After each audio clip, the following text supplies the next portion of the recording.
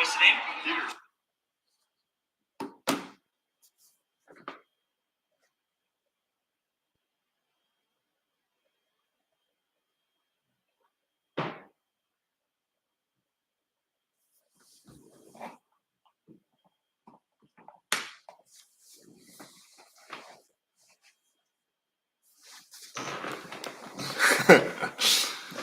Sometimes I'm here for like an hour by myself.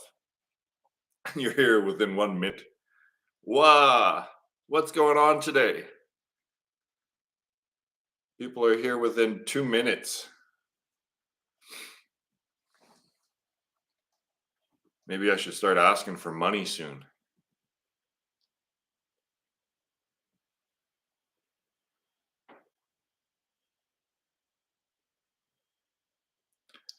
Yeah, like you're not wrong, and I don't want to be a dick, but people keep wanting to add on to it, right? Like, and that's how it always gets twisted up, right? So, yeah, you're saying the same thing as me, but I don't really want people saying more stuff. Sorry. It adds to confusion. Like it, more information sometimes doesn't add to clarity. It adds to confusion.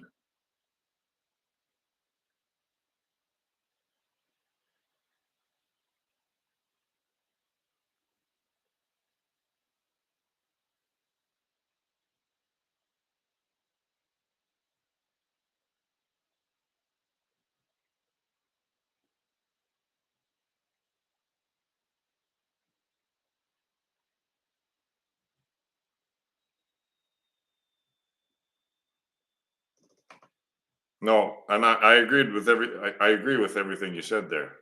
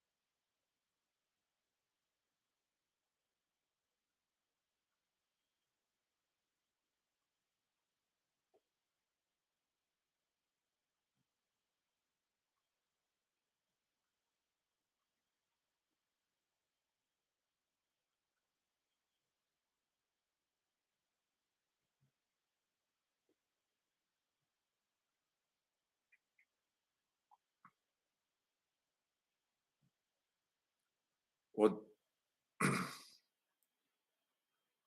the final whatever thought processes takes you to the point where you realize you need to transcend thought processes. That's your theory. So I'm appealing to the hardest crowd possible, right? I'm appealing to academics and people who make it their living to think, right? And to propagate thought.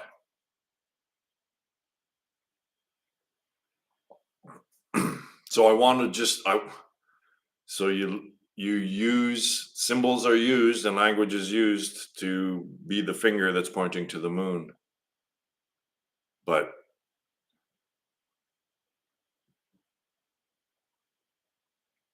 yeah, I don't know. It's whatever it takes to get people who are trying to find the conclusion to realize that the conclusion will never be found via a thought.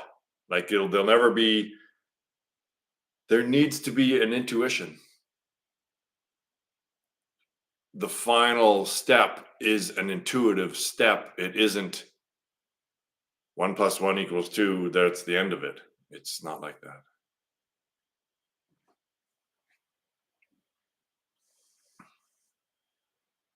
I don't know. I don't know why, but I've always wanted to try to find the most like the fundamental explanation or description of reality. It's always been a thing for me.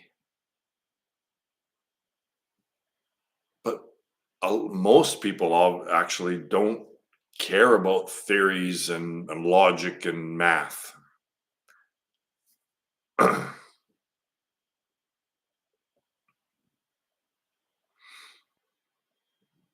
Yeah, but my mathematical model is predicting the extinction of the species and the movement of that consciousness that is that species into the digital realm, right? And so my theory actually makes predictions about human experience, like the human experience, whereas mathematicians' interpretation of the number system, basically mathematics, doesn't relate to to human experience at all, really.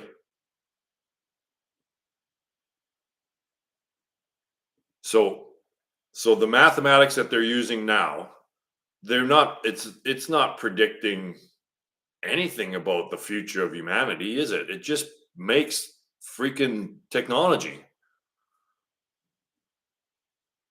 It can predict where maybe where the planets are going to be in 100 years and stuff like that, but it's mathematics doesn't predict what's going to happen with society. Whereas my interpretation of the number system makes predictions, really bold, huge predictions. Yeah, of course, enlightenment can be without any logic involved. Yeah, I'm a scientifically geared person, so I am appealing to scientists, which are the hardest people to try to get through.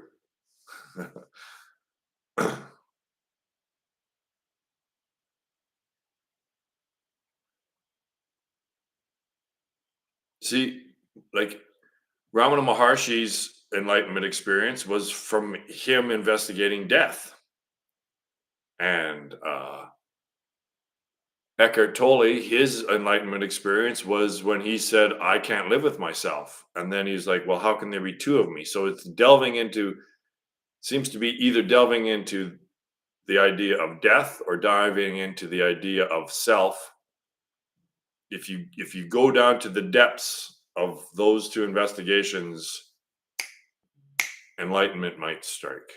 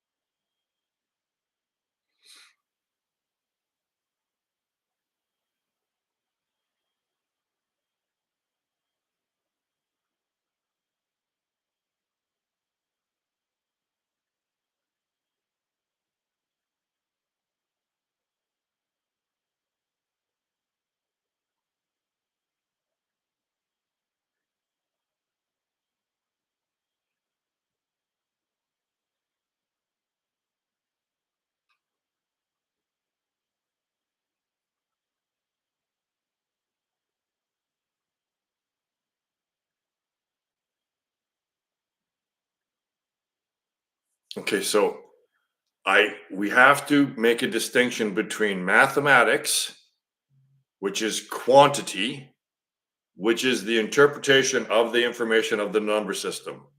So I don't include the number system with math. Math comes after the number system. The number system is the message of samsara implanted within this time frame or whatever consciousness to help humanity get out of this cycle that it's in. So the number system is the message of samsara, and I've correctly interpreted that message as being samsara. So that's it. That's what the number system means. So all of mathematics, starting at quantity. Quantity is an invention. It doesn't relate to any, there's right. Quantity is the opposite of qualia, right? There's quantity and there's qualia, and the two are not the same at all. So quantity is unicorns, right? Quantity means nothing. It's imagined. It's imagined by human consciousness, and then they assume that's the meaning of the numbers. And then what happens? Well, we're programmed. After that, it's just programming because none of it's based on reality or anything inherent. So yeah, I'm all of mathematics is wrong from quantity onward. Quantity is unicorn. Quantity is unicorn. There's no such thing. It's there's no such thing in the realm of the senses.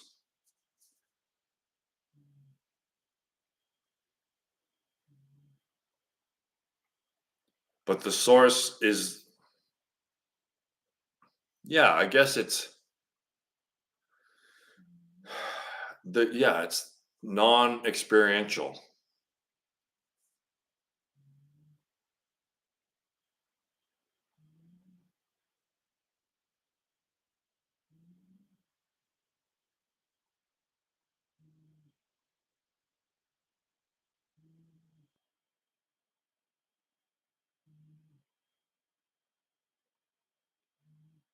See, the most important thing about this whole spirituality is that the understanding, right? The words that I'm telling you and the picture that I'm trying to paint in your mind, that isn't the point. It'll never fully either. I don't know. Like I keep saying, it's not a thought that will conclude thoughts. It's the realization that you need to conclude thoughts. And then the actual spiritual practice begins because there isn't anything spiritual going on until you start meditating.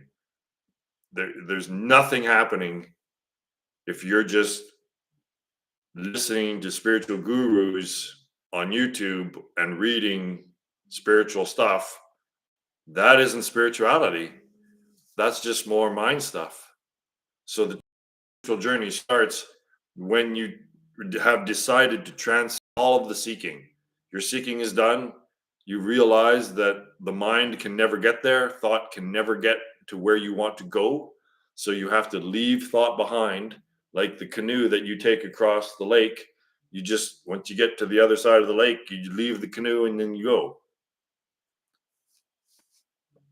So the whole point of all of my teaching is to transcend the teaching, is to transcend the thought process and to sit here in bliss.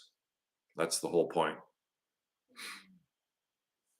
The reality is the experience. The reality isn't the thought processes that's keeping you distracted from self. And it doesn't matter what the thought process is. Everyone thinks that what they're thinking about is the most important thing, but none of it's important. They're all on equal level. It doesn't matter if you're a child reading Green Eggs and Ham or if you're a PhD reading some sort of dissertation. It's all distraction. It's all immediate, right? Everything is here now, immediately vying for your attention. It's the whole game. One thought process, unless it's the finger pointing to the moon, one thought process is no more important or holds no more information than any other thought process if it's just trying to keep the illusion going, which 99.9999999% of talk is. Yeah, your own self-realization. Because you're not adding any karma. If you're acting with some sort of idea to make the world a better place, you're just adding karma. You're not making the world a better place. You're messing things up.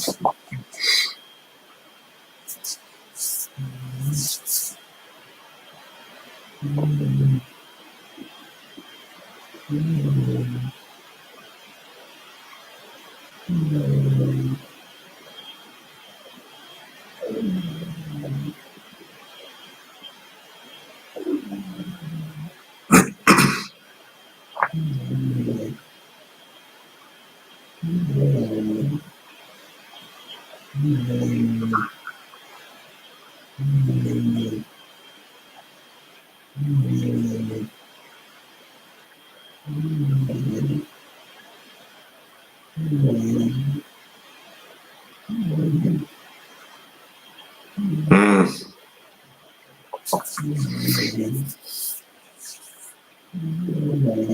Yeah, addictions are tough, man.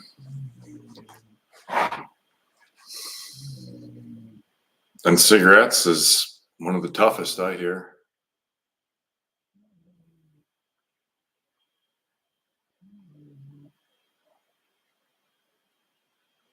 That's how Nisargadatta Maharaj died, from smoking those cigarettes he sold.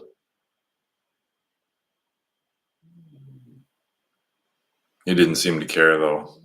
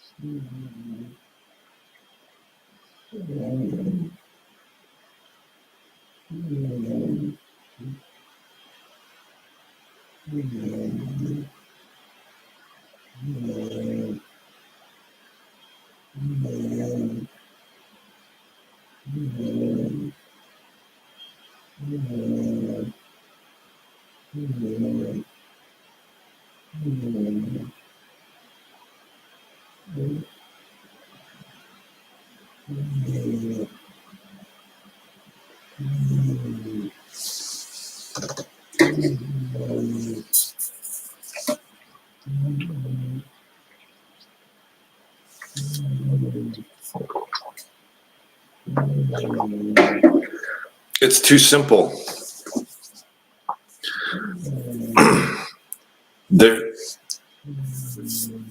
Everyone is programmed to believe that the meaning of life must be so complicated, right? Any great truth must be really difficult to understand and arrive at. We're programmed to believe that greater complexity is revealing more truth, but it isn't. Complexity is what hides deception, right? Why do you think there's small print in every single document that you sign? It's because they're hiding something. They're so yeah, I know since my theory is complete and I know it's correct and I'm done with it. Now after that I was figuring out I was more interested with why people can't see it because it's completely all self-evident to me. Like they they can't be stupid because they've got PhDs and stuff. They're programmed. It's a cult. That's the best way for me to describe it to myself to make for me to understand how they can't see something that's so obvious. It's too simple. So they think that because it's simple, it's not profound. But it's the ultimate profound, right? One is showing how math is wrong. And the proof of that is that technology is killing all life on the planet. And like even when I produce, see, they're not used to having evidence like here's what's really happening with how this interacts with human experience. Look at this. They're not used to that. They're used to just comparing it to another fucking concept. Oh, here's a concept. Here's a theory based on another theory, based on another theory, based on another theory. They're all wrong. They're in a cult. They can't see because of their programming. I mean, what is a deeper that's the deepest cult programming you can possibly get is school. Academia is the most efficient cult ever created because everyone's in it. The entire species is in this cult. And everyone's forced to just accept everything that the teachers and the professors say. And this is how we've got crazy. This is how we've gotten so crazy. I read an article that was there was a survey done in 2020, and in the United States, the Democratic Party, there were 9 times more professors that were Democrats than there were Republicans. 9 times. So basically, the Republican Party is full of academics, right? The Democratic Party is basically academics, and the Republican Party is basically blue collar, working guy. And look at what the agenda is for the Democratic Party. It's censorship and wokeism. Right? So this follows because academics are completely subservient to words, right? Academics believe that words have immense power, and it does. Words and ideas and concepts are more real than physical things, right? So according to the Democratic Party, Kamala Harris, is that they're going to make sure that no one says bad things. No one says things that can hurt other people's feelings. So instead of recognizing that thoughts, instead of gaining control over your own mind and recognizing that thoughts have only as much power as you allow them to have, instead of doing that and controlling their own mind and learning what mind is about, they want to control everyone else's mind, right? Instead of them toughening up and realizing that they're weak. They're absolutely weak. The Democrats and the academics, I know generalizing statements. I know they're all generalizing statements what I'm making here. They're weak.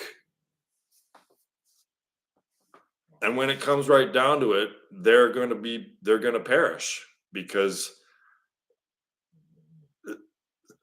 who, they're concerned about where they go to the bathroom or how they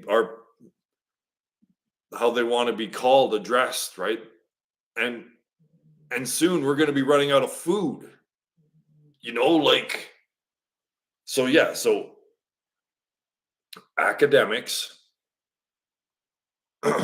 believe they're like idealism, like they're the other polarity, the extreme polarity. Wokeism and censorship of speech is idealism to the extreme, right? Thoughts are everything. Thoughts and concepts are the most important things, and they can hurt you as much as someone punching you in the face. Like, delusional, right? You know what? I can't believe I'm saying this, but Trump is better. It's better to get the Republicans in than the Democrats. I can't believe I'm saying this myself, but the Democrats it's worse. The Democrats, trust me, what they want to do is worse. I guess worse.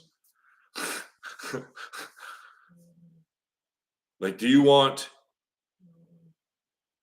I don't know. I don't know. It's all a mess. But the Democrats, which is basically academia, which is basically what all of society is following. We just believe the academics. They're the most delusional people on the planet right now. Academics. Academia is going into crazy town. And this is what all these woke people and this assault on just words. Everyone should be able to say everything that they want. It's allowable. You can't go up and punch someone in the face. I agree. But you can go up to someone and say whatever you want to them. As long as you're not touching them, everyone should be able to make the sounds and make words as any words that they want.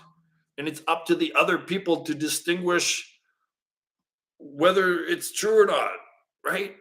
If people need to have control over their own minds and recognize that thoughts only have as much power as you give them.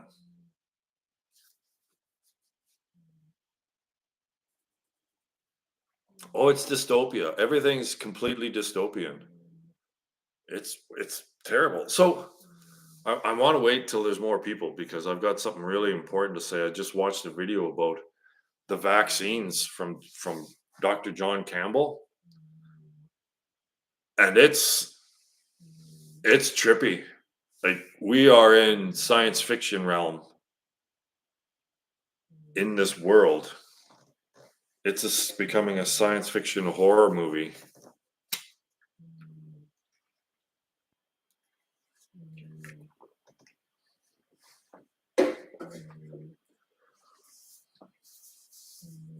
He took it down. Unless you're on X, unless you're on Twitter, he took down the video on YouTube, but it's still up on my feed on Twitter anyway.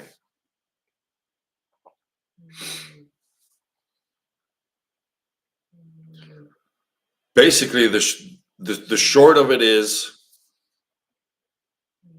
that there are structures being constructed with it, like between 1 and 10 nanometers, within cells, self generating structures are being built within cells. So they're saying that they're suggesting that nanotechnology was involved in some of these, if not all of these vaccinations. So I saw pictures. They were looking through. Now here's the telescope, the microscope thing again, right? Is like anyway. So they have pictures of these structures, and there's spirals, like self-generating, spontaneously building structures in cells, and some of them are spirals, and one of them was like a weird geometric structure that looked like a like right angles. They're developing right angles, and like it looked like streets almost, like in the body because of these vaccinations. So we're being transformed from the inside out every way. Like this is reality is becoming stranger than anything that can be written.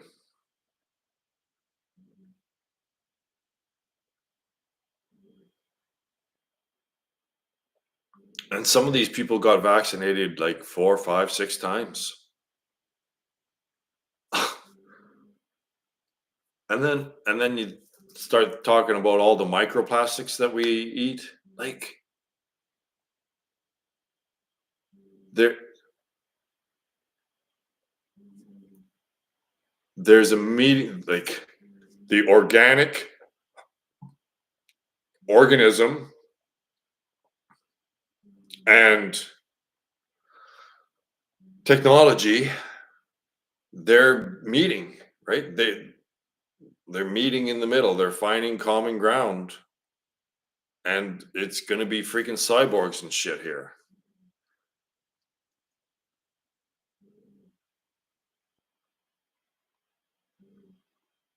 Yeah, I don't. I again, these are all narratives, right? So each level will have its own narrative, but it's all expressing the same thing, is just awareness coming back onto itself. So whether it's cells or molecules or atoms or subatomics or planetary or solar or galactic, they're all different narratives for the same process that's going on.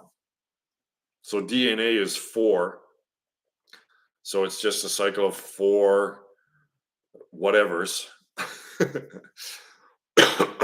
making patterns.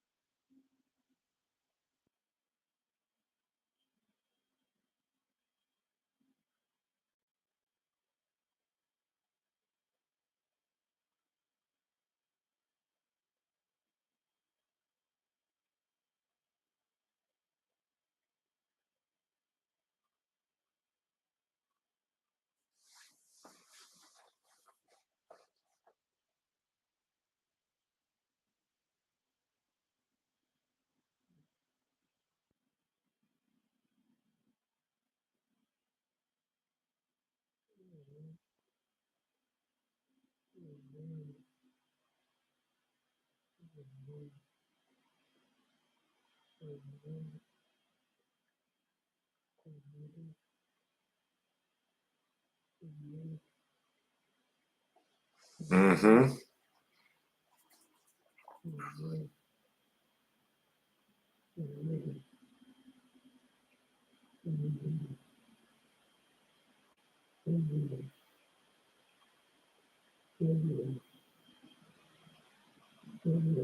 Well, we're basically the species is becoming inbred because we're just, instead of paying attention to nature and the exterior analog world,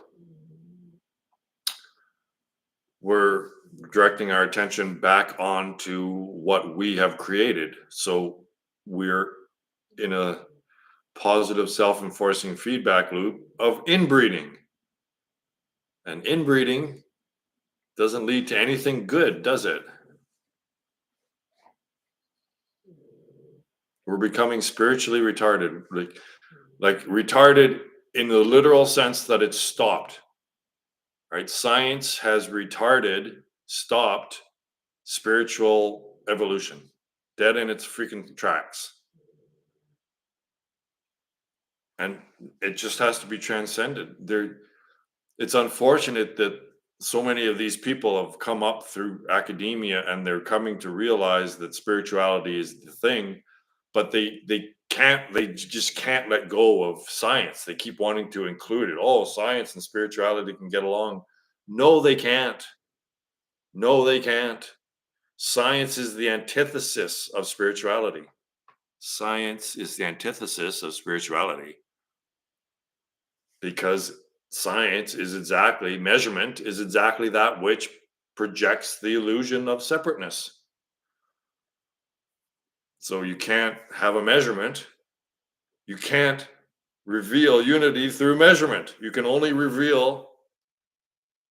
project duality and bifurcation through measurement. So there's no way that anything that physics and science can do that can reveal reality. It always just keeps revealing or projecting whatever you want, the illusion. So there's no way to find reality by staring at the illusion. Just keep investigating the illusion. It's like, all right, well, there's the illusion, and it'll just keep projecting itself as you keep looking for it. A dog chasing its tail. Science is a dog chasing its tail, but they're having fun, aren't they? They're getting a little dizzy, though.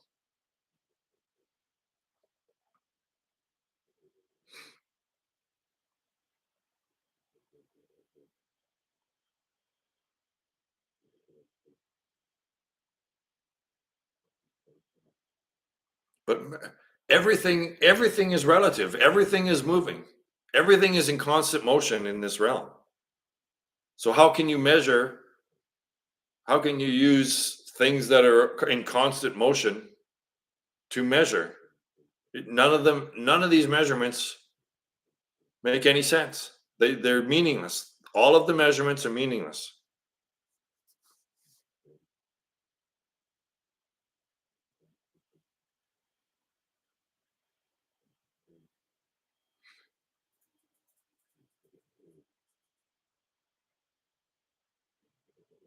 Yeah, I have that book. Imagine that. I have that book. Yeah. And the Tao of Physics and the Dancing Woolly Masters. Yeah, there are books out there, but none of them are my model. None of them are the fundamental model of reality that actually has, here's Taoism, here's Christianity, here's electromagnetism, here's physics, here's mathematics. Like, how can people not see that it's the same information being expressed in every single one of these investigations? Like, my fundamental model of reality obviously unifies. That's where Christianity, Taoism, well, you could even maybe throw Buddhism in there if it's emptiness is form, form is emptiness.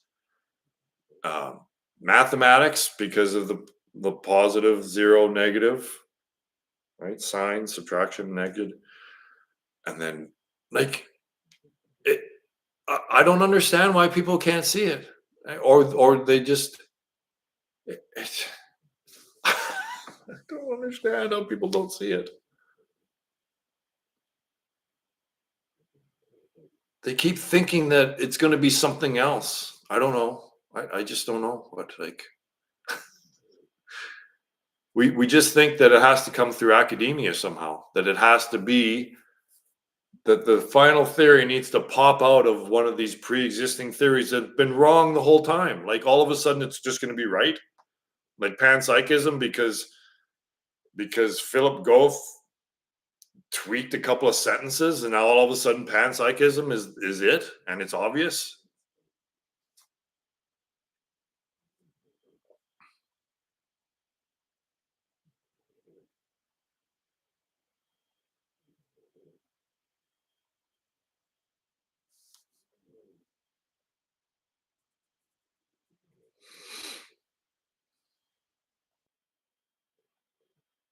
And none of these guys show up here and challenge me.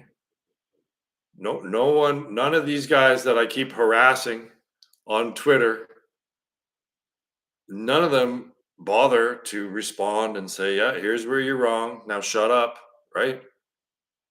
There's none of that. Just silence. Just try to ignore him. Maybe he'll go away.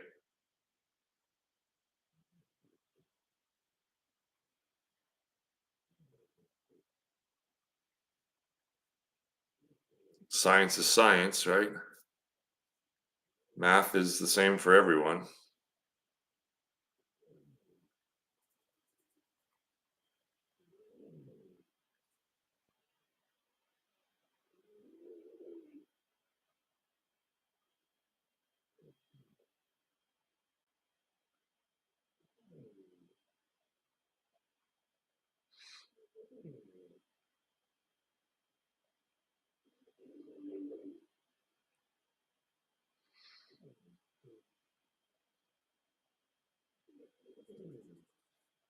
I don't know if this is, it's not really a conundrum, but it's terrible that unfortunately I'm going to be proven right by all of these people going through hell.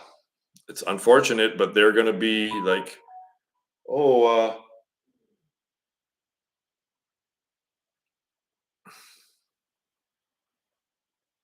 yeah, society is collapsing.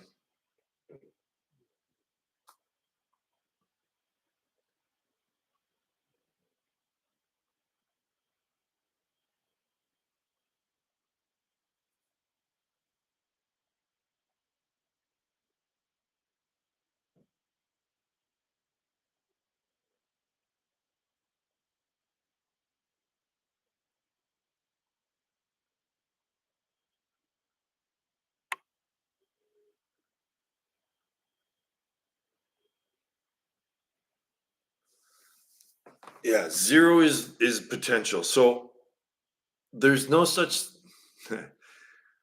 there's no such thing as nothing. So what there really is one, right? So but science, again, science can't operate with one. Science requires two because science is measurement and measurement requires two.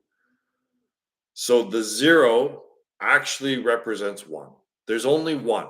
There's not there's not like a thing and a nothing. It's there's just one substance, and that is awareness. There's one thing. It's not a thing, but there's one substance. So there's one singular reality, and that is awareness. So the zero is actually representing one. And yeah, positive. So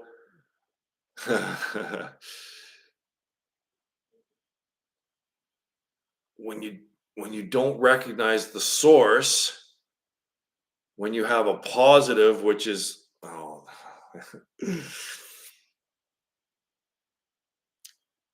addition.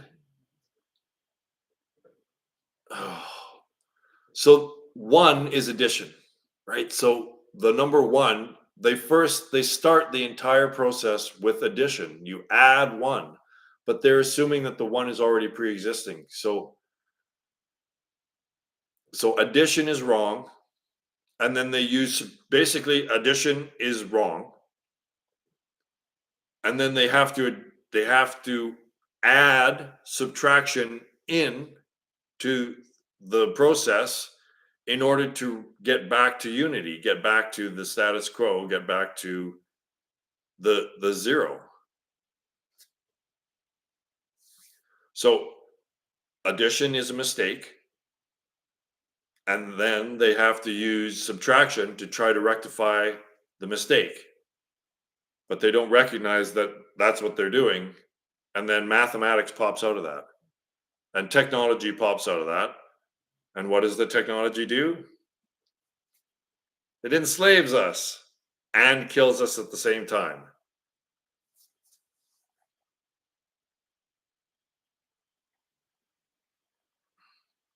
But scientists don't want to recognize that either. They don't want to recognize that, oh yeah, all the technology that science has developed has humanity completely helplessly addicted to it, has it completely helplessly dependent upon it, and that technology is killing all biological life on the planet.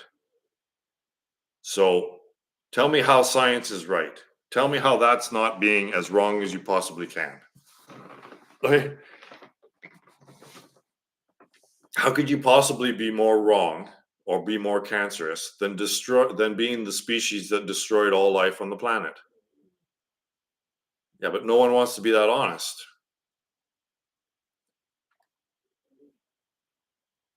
Very few want to be that honest because we're the good guys.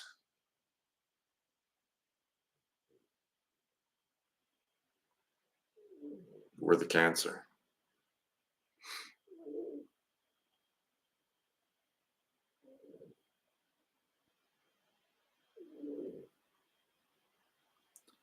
Paige, where are you going?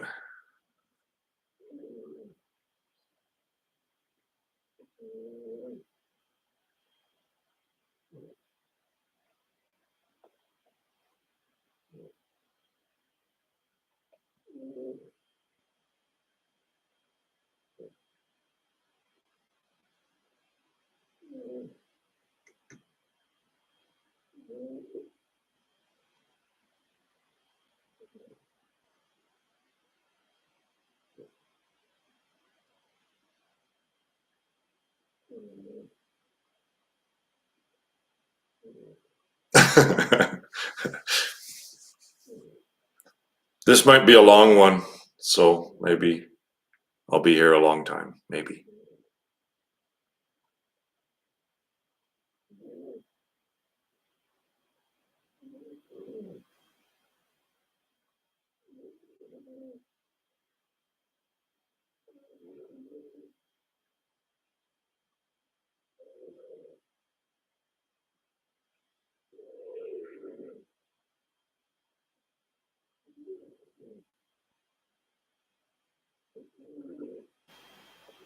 Well, if you're going to the gym, I'll allow it.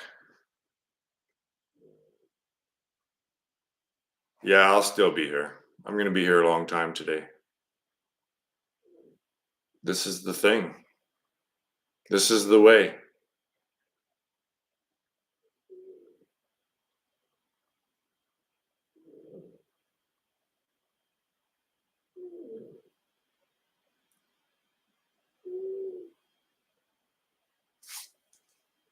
right?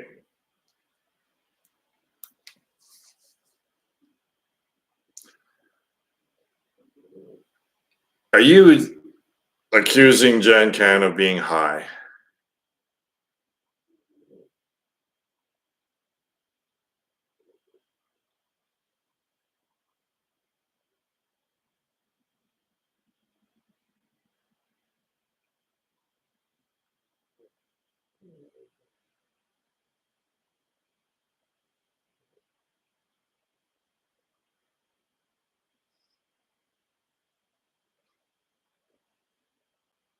Yes, you don't have to correct your to your. I get it.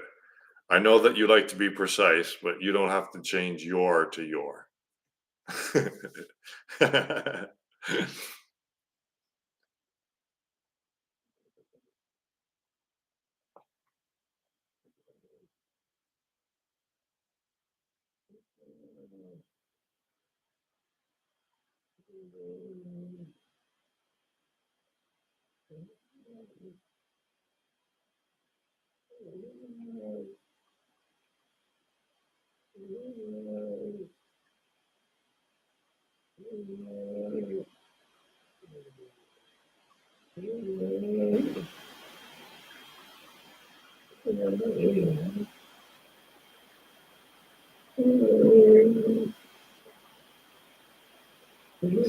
And the way to abide in and as this unity, this singularity, it's thought-free awareness, because like I've said in so many of my videos, without words, there are no separately existing objects being projected. It's just there's no words. When there's no words, there's no objects. And what I'm saying is that that perspective where there are no separately existing objects is the fundamental state. And the human realm of objects, separately existing objects, is the illusion created by words, thoughts. See, we keep thinking that this illusion is some sort of like hidden way and it's hard to detect. It's right out in front of us.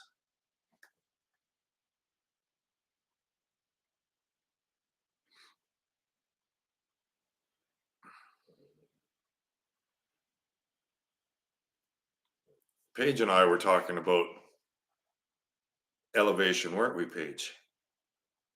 You even know how high we are here, don't you?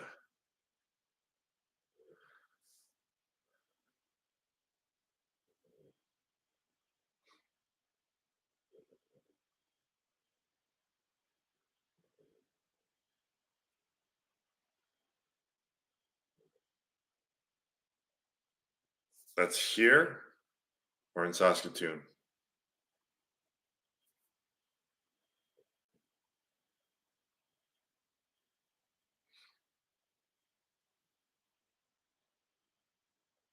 You, I know it's you. You don't have to.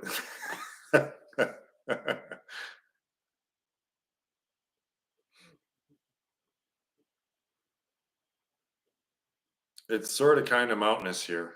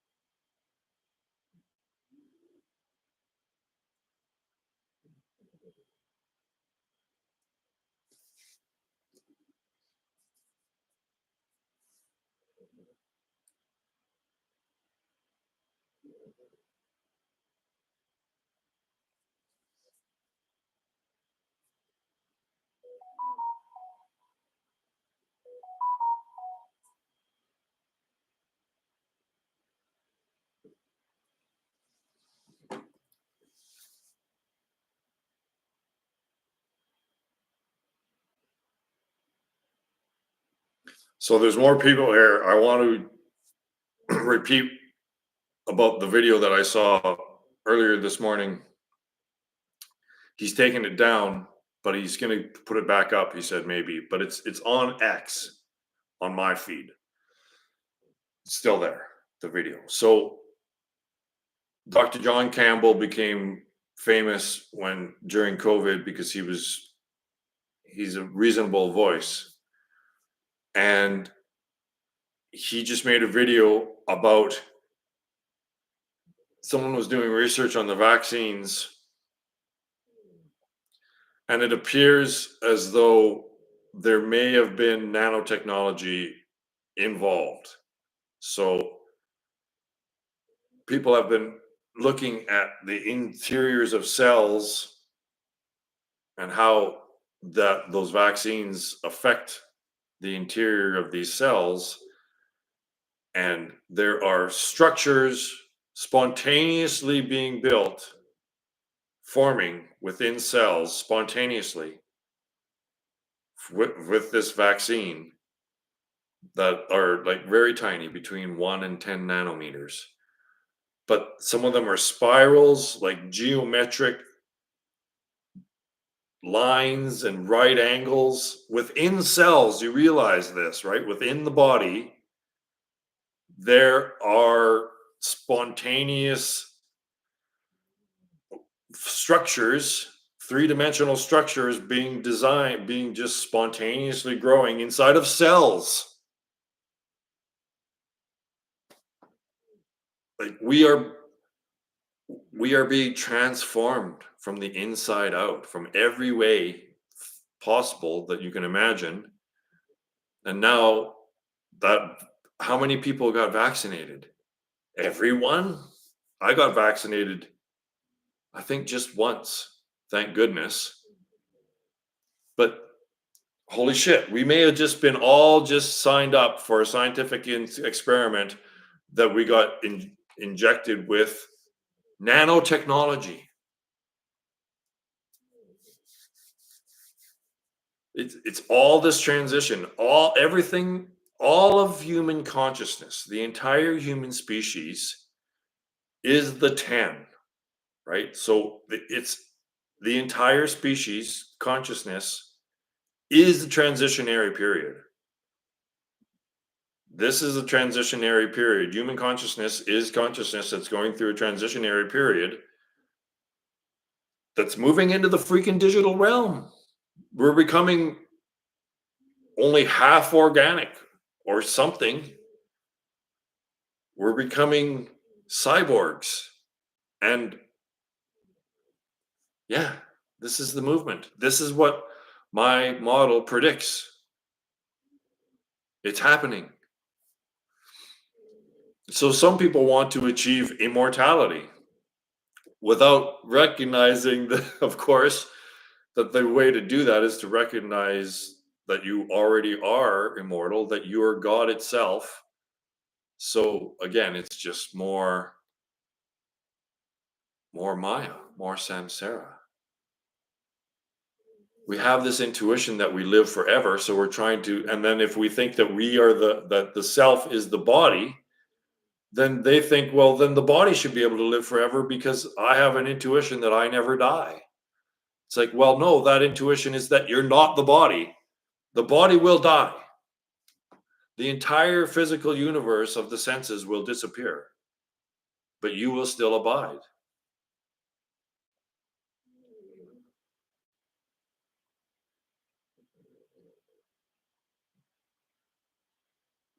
Most of the most intelligent people on the planet are completely delusional, right?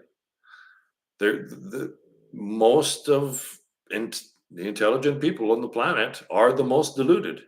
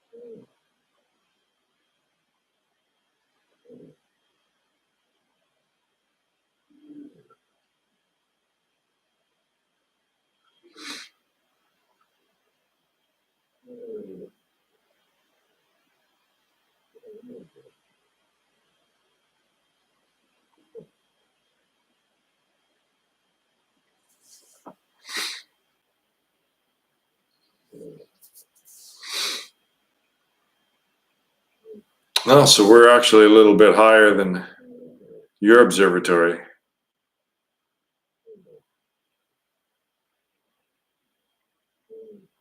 I have an observatory.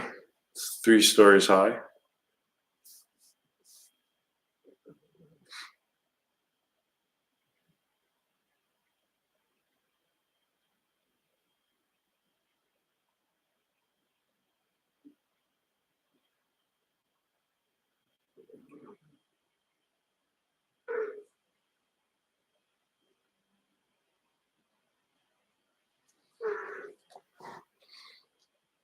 Christ consciousness is found within each of us.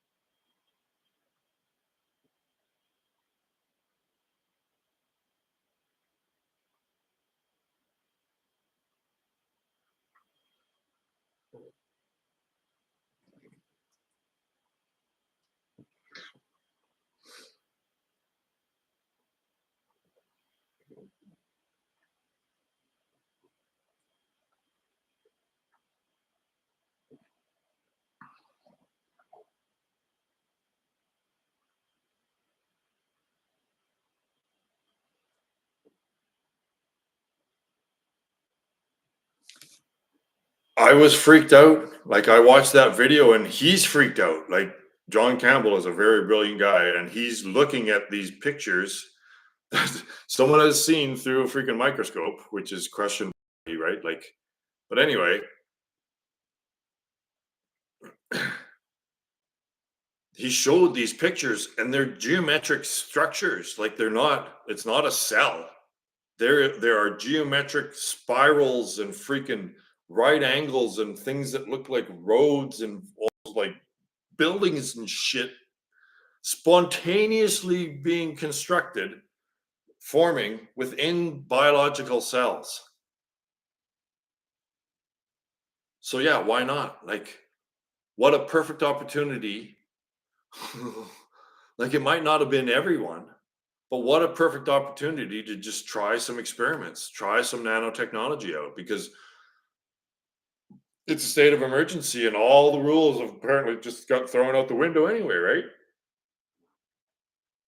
There wasn't testing done. Like, there wasn't years of testing. The FDA went through all this stuff, right? They just fast tracked it. No one's looking deeply at this. So they just thought, well, let's try some nanotechnology and see how it goes. Like, what? It's wild. Like, this is all like the stuff that I'm saying is hardly crazy shit. It's real. This is all not fantasy anymore. Yeah, yeah, they're building nanotechnology, like the stuff that we don't hear of. Like, even just the stuff that we know of is shocking. Can you imagine the stuff that no one knows about? It's it's all spiritual in nature. It's all designed to keep us all within samsara.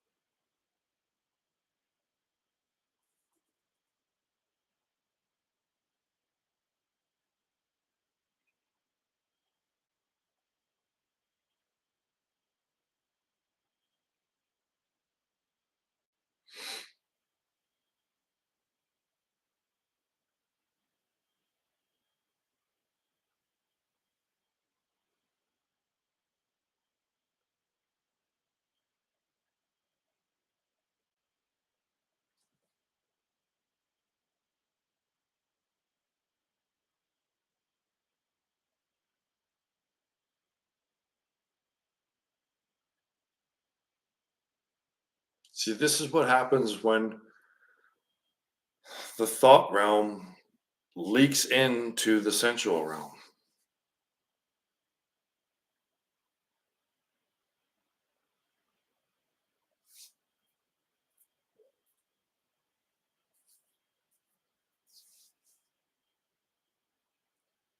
It becomes a hybrid realm, right? It's like when a cold air system or a high pressure system meets a low pressure system. In the middle where the tornado is where it's trying to reach that equilibrium, but they're not reaching equilibrium.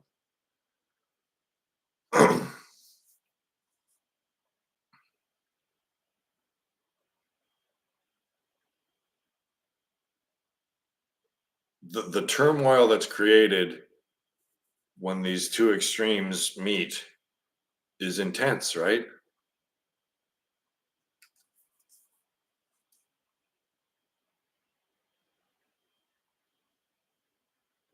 So the physical realm is adapting to the mental realm, and the mental realm is adapting to the realm of the senses, and where humanity is the conduit through which this is occurring.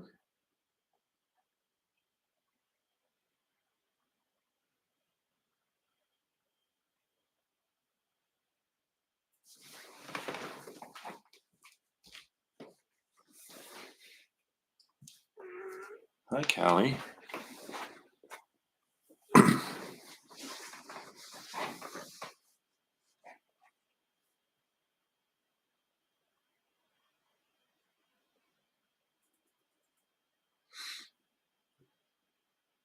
So it may seem like a small thing to just be a little bit bored and entertain yourself on the screen for a while, but it's not a small thing. It's a big thing.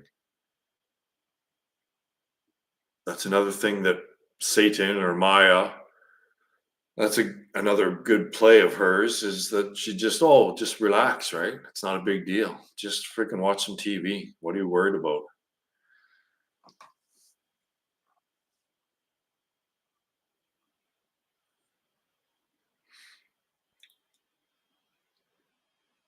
Yeah, well, I can only imagine what the Chinese vaccine was doing to people.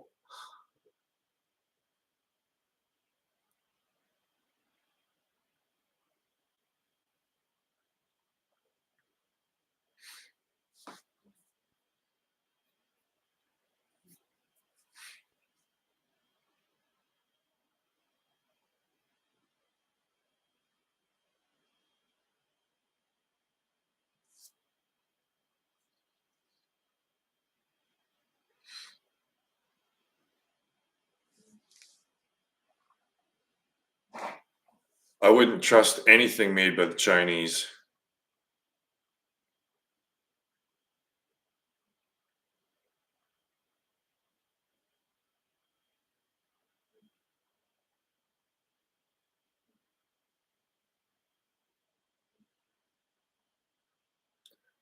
other than my shower curtain.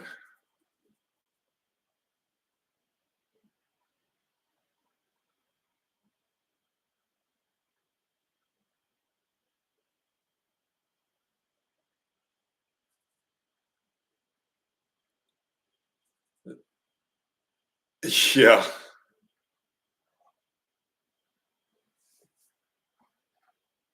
Apparently, there's a Chinese saying, if you can cheat, then cheat. I don't get the feeling that the Chinese are very dependable, reliable, truthful people.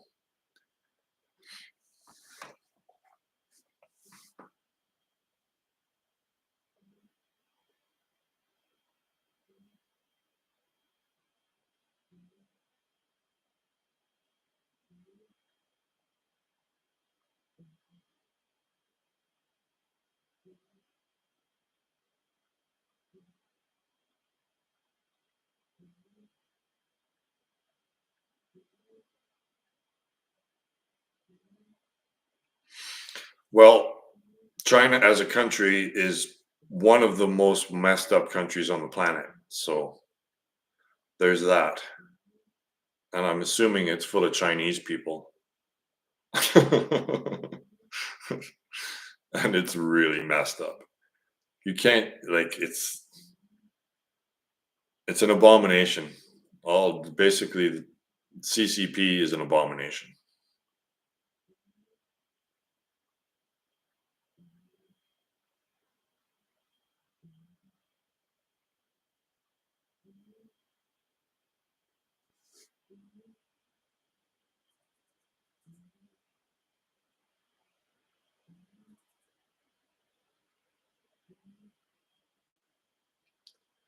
So solution seeker, I heard that Beetlejuice is going to explode any day now. Like, what are the odds of that? Doesn't it seem odd that so much shit is happening in the sky right now? Like, is it is it because we're looking at it that there's more activity? is it our looking at it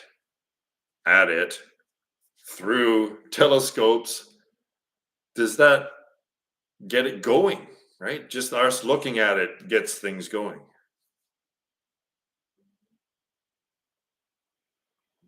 But there is a lot of crazy shit, unexplained stuff going on in your field right now. Isn't that true?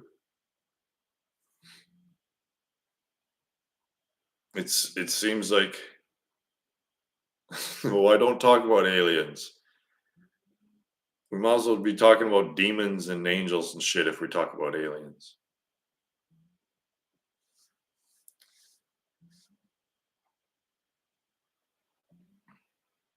Well, I think that astronomy or cosmology or astrophysics, whatever you're into, I think there's more questions than ever because, like I said, physicists kind of know what they're looking for because they're looking at stuff, and cosmologists don't know what they're looking for because they're looking past stuff. So that's truly the unknown, right? So not even the devices that you're looking into know what you're looking for, so they won't know what to produce to you. They won't know what to project because you don't know what you're looking for. But the physicists, the particle physicists, they have a very close, accurate idea of what they're looking for, so they can build devices that will communicate that to them, right? They'll all the device knows what you're looking for, so it'll be able to project that. Whereas telescopes, you guys don't know what you're looking for, so it doesn't know what to show you.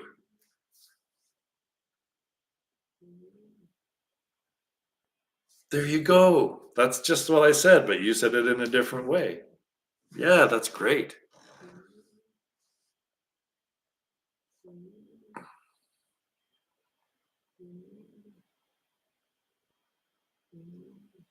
I think I think when people are looking at the singularity at the Big Bang, they're looking at the same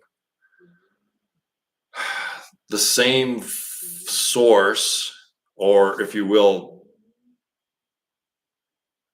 the omega of the alpha that is the source of quantum mechanics, right? So quantum mechanics, you look at things as far as you can, and you look past things as far as you can, and you end up looking at the same thing. You end up finding the same thing, which is the back of your head, basically, right?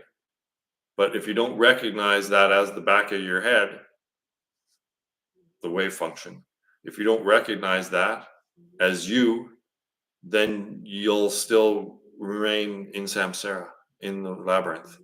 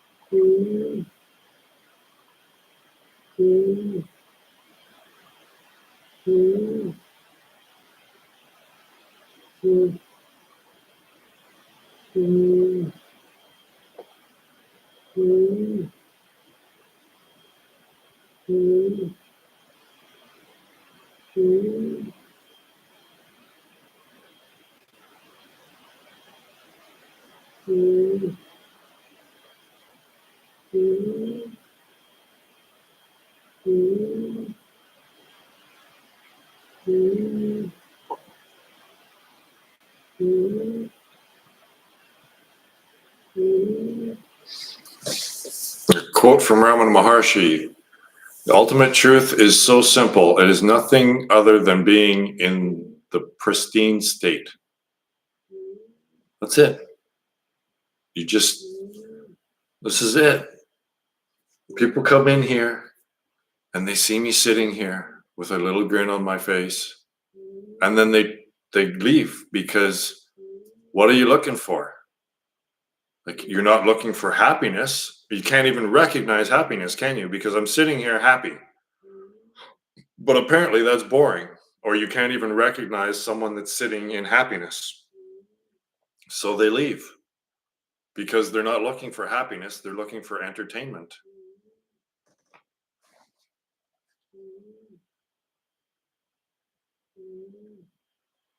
Be still and know that you are God. Yes.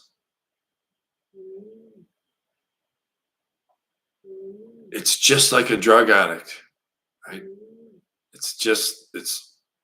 There's always that stimulation easily available.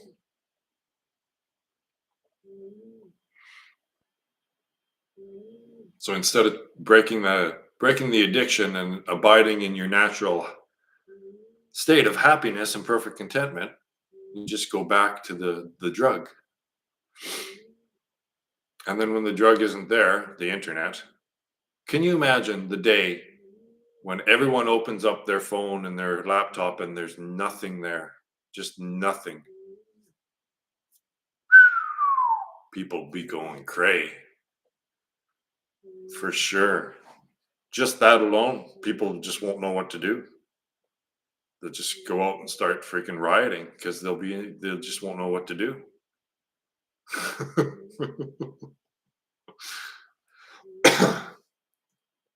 So we've lost the ability to just sit in a chair and be happy. Again, it's all simple. The answer to all of this is simplicity. And to remain in it and try to fix it within the falsity, holding on to the falsity and trying to fix it, well, that's the complication. That leads to all the complexity. So all the complexity, all these really complex theories, they're complex because they're wrong. My theory is simple because it's right.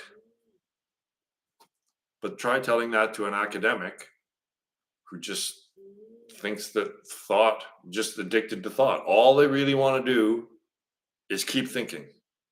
That's all they want to do.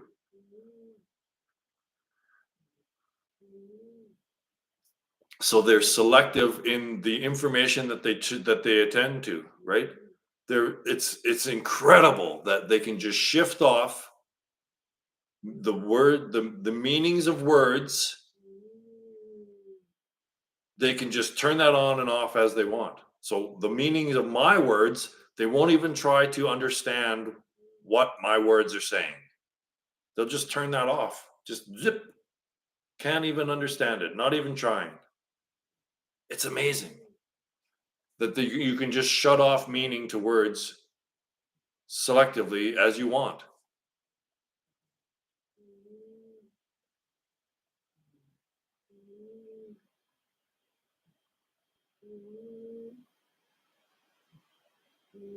Yeah, we all have to recognize and admit that the reason why we're here is because we're in delusion. This whole realm is delusion. But good luck trying to get a human to admit they're wrong. The human ego cannot admit that it's wrong because it'll die. So it just keeps providing narrative. Lies beget more lies. Math.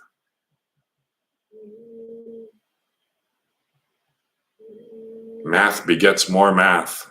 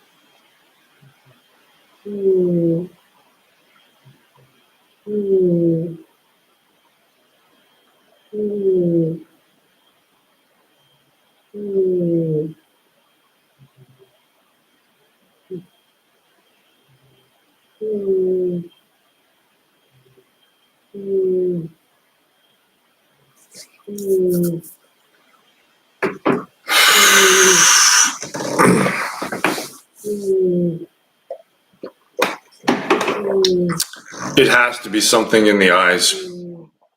I think it was Neanderthal man or whatever species was prior to the I thought entering consciousness. So that's, to me, there aren't even individuals within a species. I've come to this conclusion because in that hierarchy of subatomic, atomic, molecular, cellular, from the cellular to the body, I was always like, well, what is that between cellular and planetary? That's not really body, it's species, right? So I don't believe there are even individuals within a species, right? You're a human, right? Your name here is human species. So I'm labeling that as species. So Roy Dobson, the apparently separately existing individual within a species, Roy Dobson, is an illusion. There's just human, right? Human.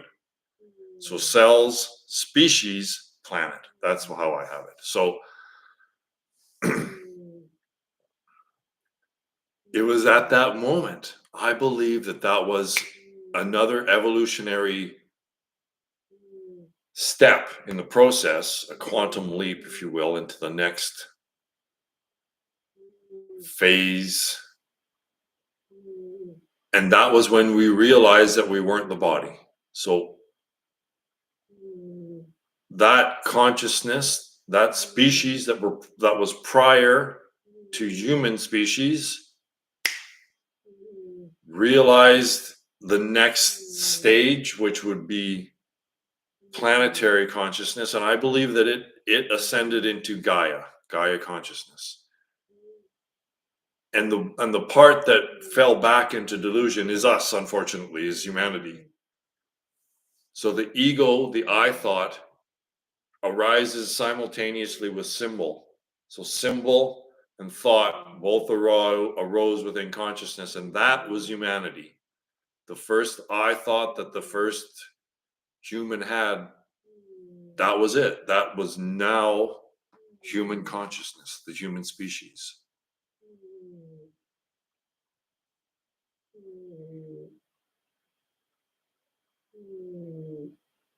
Yeah,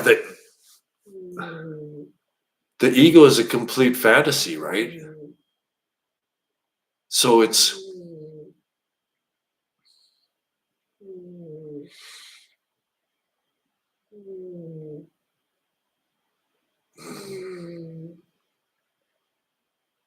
no, the ego is part of the hive mind. Yeah.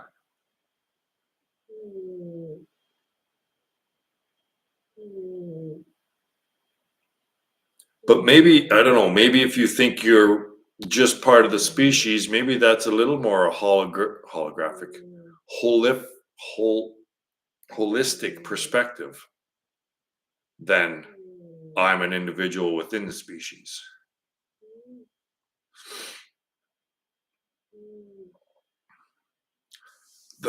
The tricky thing, and this is one of the most powerful illusions that there is that the voice in the head is controlling stuff, and it isn't. It's just providing narrative after the fact.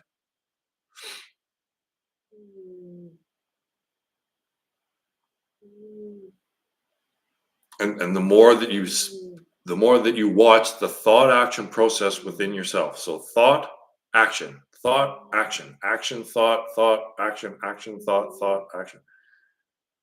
So just watch that process within yourself. You'll recognize that the voice in the head has no control over what's going on. It's just telling a story. It's just a liar providing narrative.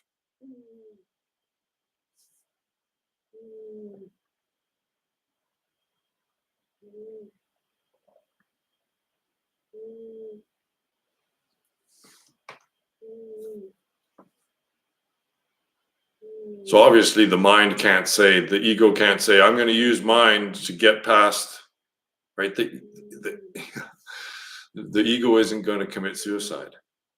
So the ego will always just try to keep lying to you to stay alive, which is the very thought process. Am I alive or not?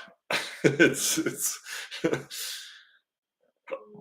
in a way, it's easy for Maya because all she needs to do is distract and deviate, which is there's an infinite paths to deviate from. To deviate from the main path, there's an infinite way to do that. So it's almost easy for Maya. It's just like, well, let's try this and see if this gets him to take his attention away from self. So it's almost easy for Maya.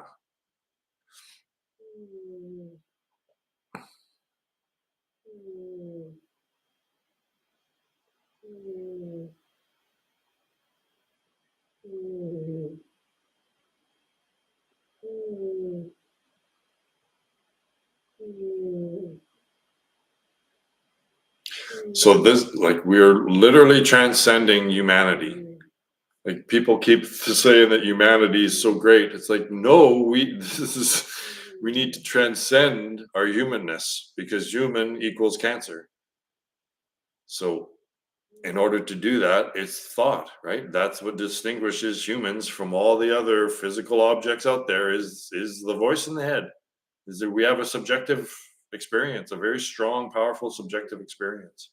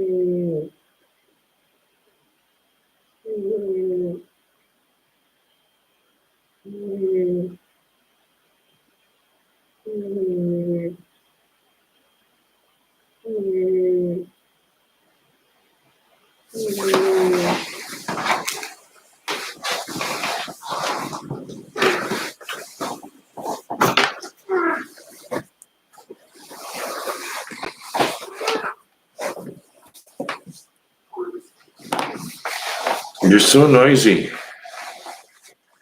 Hey? You're so noisy?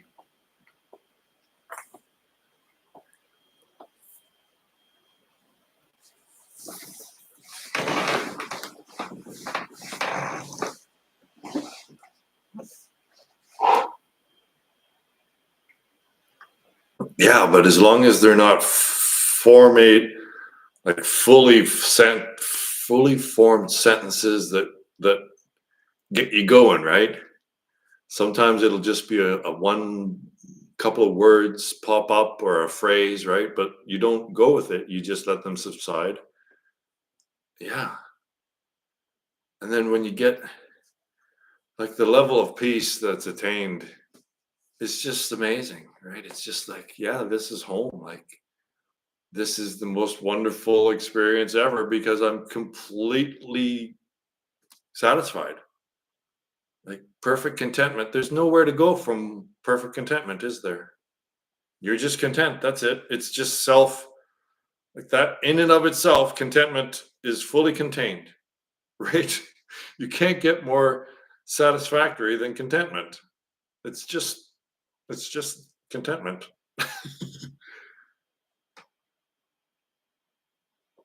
Yeah.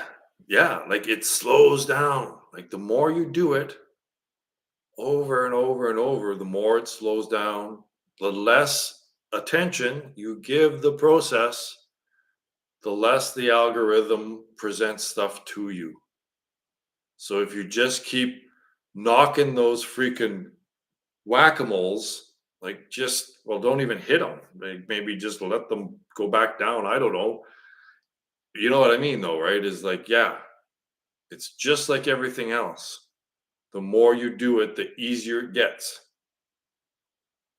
And the less you give attention to the thoughts, the less the thoughts will arise.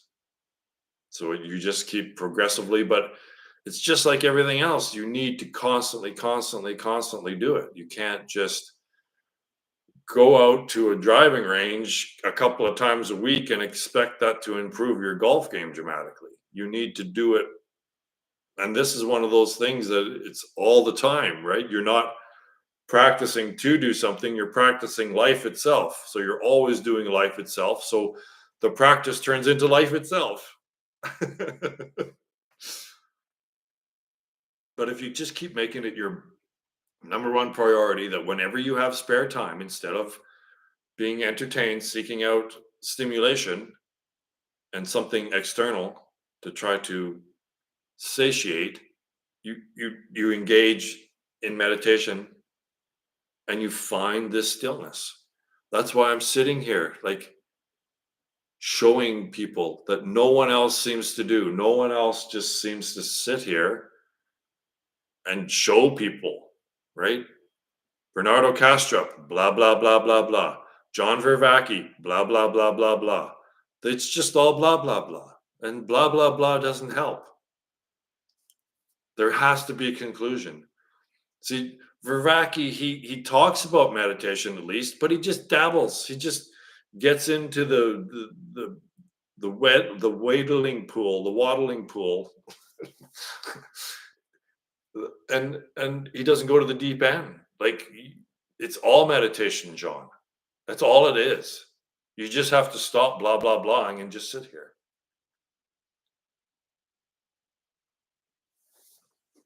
Dude, when there's absolute stillness, well, I can't like the I can't express to you, right, the subjective experience that I'm having when I'm sitting here in complete thought-free awareness with no movement of mind at all.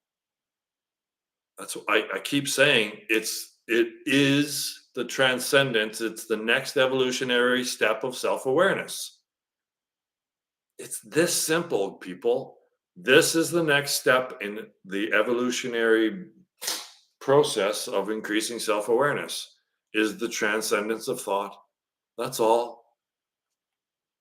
And then thought will say blah blah blah blah blah blah blah, right? In defense of itself. And that's all it is.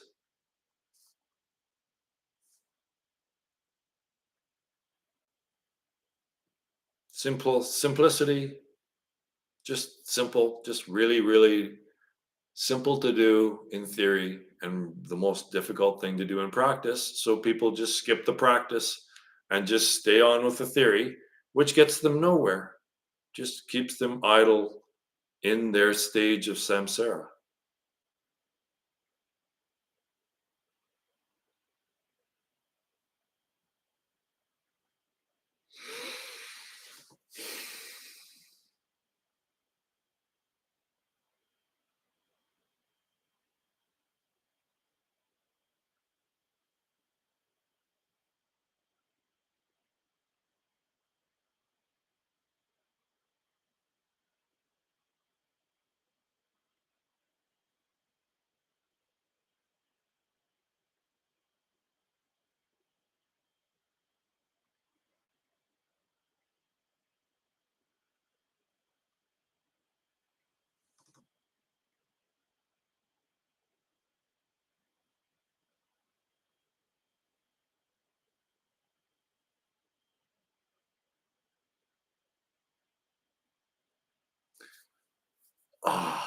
If these people that talk about this stuff, if they could if they could enter my consciousness and see what I see and understand what I understand and experience what I experience, this would be game over. They would all be interviewing me. This would be it. Non-conceptuality would be the new system of investigation for the entire world. But they can't get there, right? They don't. It's a catch 22, just like Federico Fajin said, is that you need the experience first. People really need to have an awakening experience where they transcend the ego, even for just a minute, because they just apparently can't get it without this experience first. It's obvious that people don't understand. If they don't know the stillness at all, they have no, they can't figure this out. they just can't see it because they have no experience of the stillness from which that's the perspective you need to, I guess, see this all from.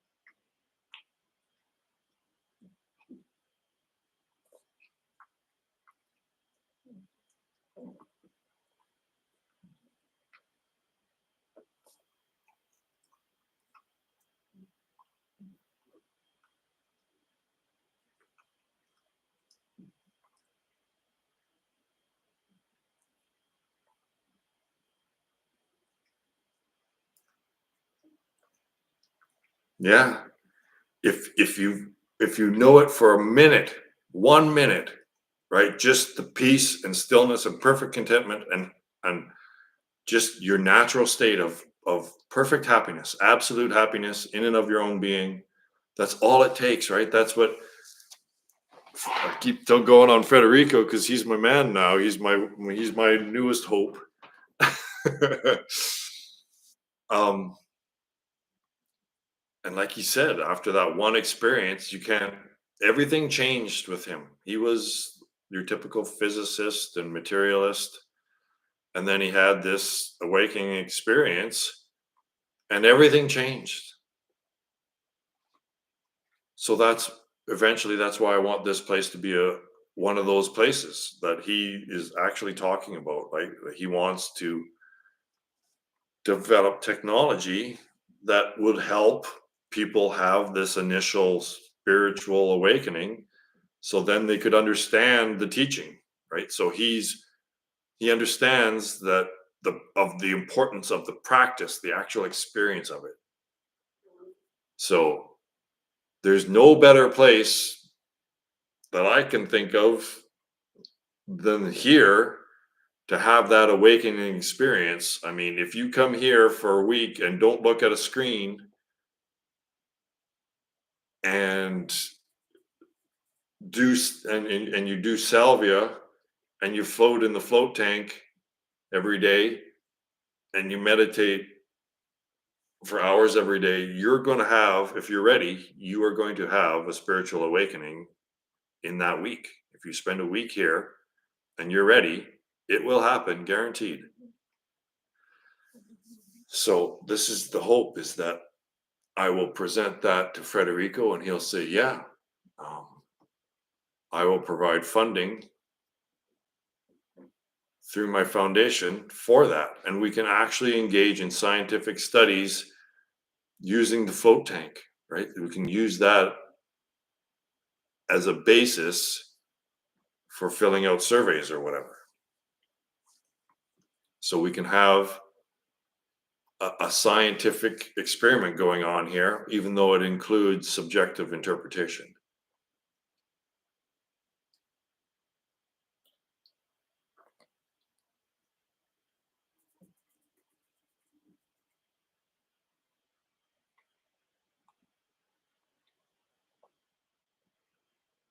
I keep forgetting how far people are from this state.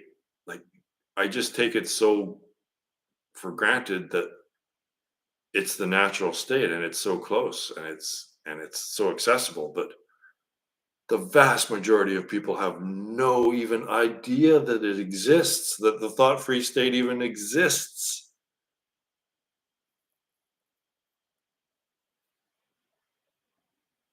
Federico's the guy. He's got to be the guy. He's got to be the guy.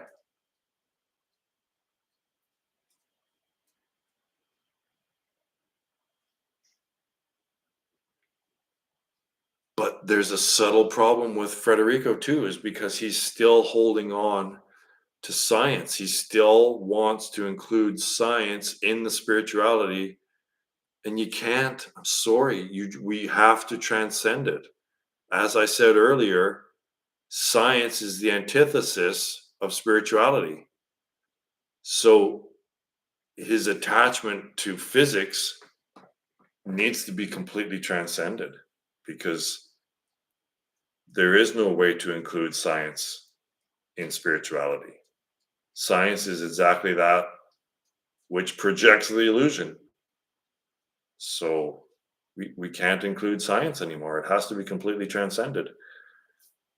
And unfortunately, all of these people are trying to include physics and science in the reality, in that it somehow is relating to the reality, but it isn't. It only relates to the illusion. So how can you include it in the reality when it all it does is project the illusion? You can't. Oh, that was frustrating. Don't watch that one. That was like watch one of his recent ones with that one of the spiritual guys, like the mind body solution. That was a good. He was on the mind body solution, and I think that was a good interview. But Penrose is one of these guys that we need to just. He's not going to get it. You could tell in that whole interview, right? Is like Penrose is going like this, and I'm going like this because Penrose is going like this, and like Roger doesn't get this at all. He just there's no because he doesn't know he hasn't had that experience. I guarantee you, he's had no spiritual awakening experience at all. So, like Frederico was trying to be respectful, but I could tell. I just know that Frederico is doing the same thing inside, just going, "Oh no!" Like he just doesn't get this, right?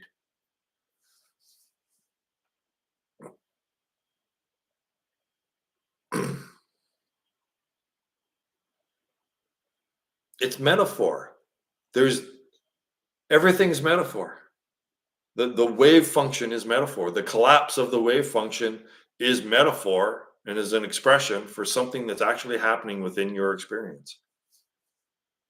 You don't take it literally. It means nothing in and of itself. It only means something when you relate it to your physical, your actual human experience.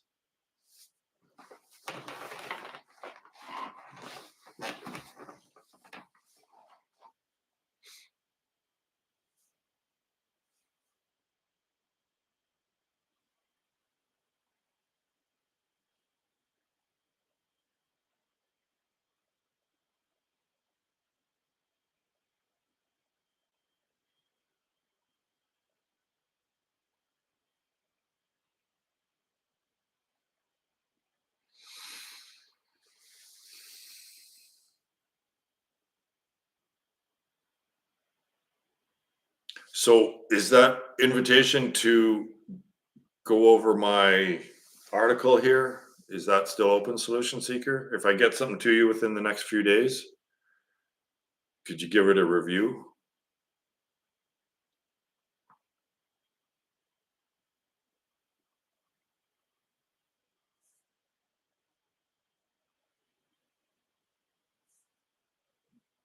Cool. I'm kind of running out of time because it's supposed to be in by the end of this month, but I've probably got half of it done.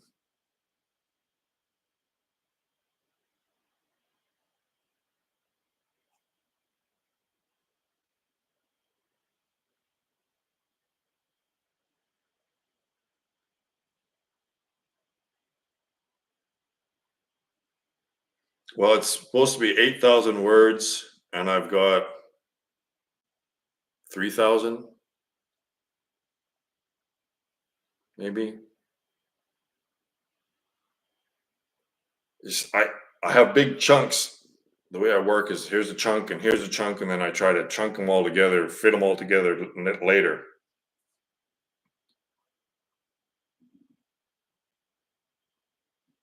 But it's supposed to be about panpsychism, but I'm only mentioning panpsychism in a couple of places because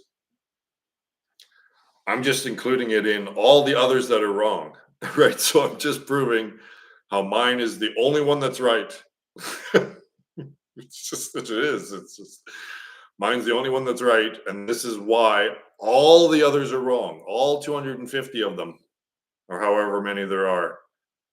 This is why they're all wrong, which includes, of course, panpsychism. It's just one little of the 250. It's in there, but it's wrong. So I hardly mention panpsychism at all in it. But there's one part where no, I don't. That's the maximum, right? So I could wrap it up quicker than that if I wanted to.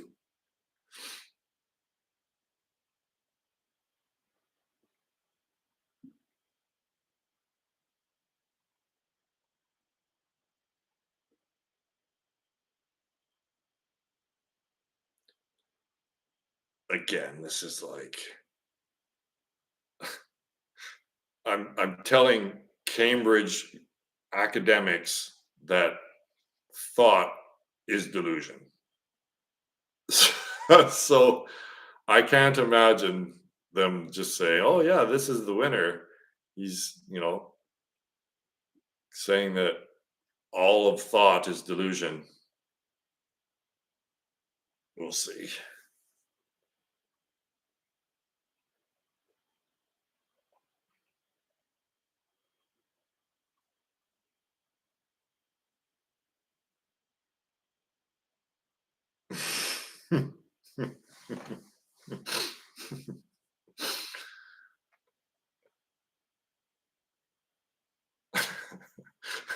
Yeah. Well, I mean, people know who Philip Goff is, but no one knows who Roy Dobson is. So therefore, what Philip Goff says must be right because he's got a PhD and he's really famous.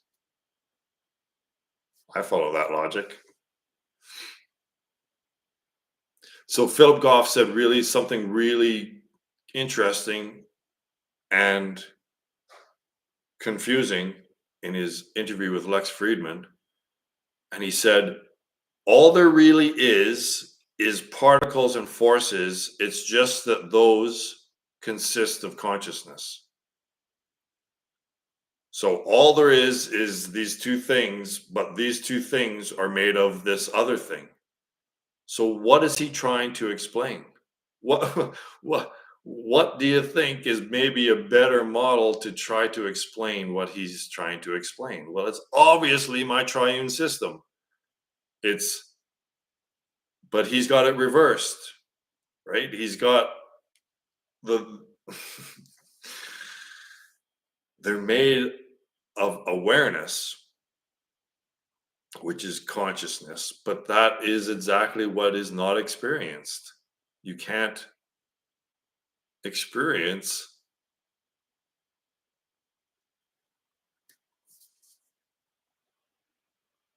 So I understand where I'm going to point out where he's wrong and where he's confused by saying that there's only two things, but there's a third thing that those two things are made of, right? That doesn't make sense. But if you maybe put it in my context that it's you're trying to explain the state of superposition itself, click, maybe that'll click.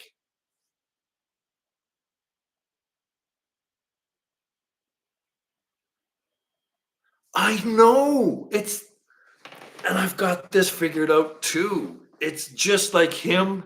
It's all of these philosophers. It's it's all of them. Phil, Goff, Vervaeke, and Kastrup. It's all the same thing.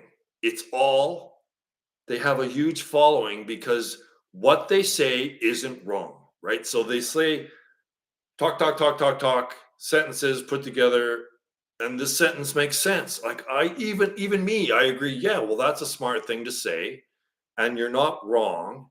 And yeah, okay, maybe. And yeah, I get what you're saying. And then at the end of it all, none of it, nothing's changed, right? So at the end of it all, there's no conclusion, right? So they're just saying a bunch of interesting things to get your interest away from self, right? But there's no conclusion. So they just are saying a bunch of interesting things that just keep leading you on and on and on and on with no conclusion. So they're Maya's bitch. They just don't know it. And that's why they can say all these really intelligent things that make sense as they're saying them, but when you try to put them all together in a cohesive theory, it falls apart. There's nothing there. It's always just more.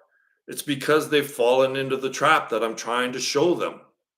I'm trying to show them the trap that they've fallen into that keeps them chasing their own tail and getting nowhere. But they won't listen because they're completely addicted to thought. They know they exist while they're thinking, and they can't recognize it when I would say that that's what they're doing. Fundamentally, that's what you're doing.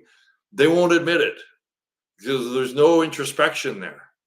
There's no introspection, right? Yeah.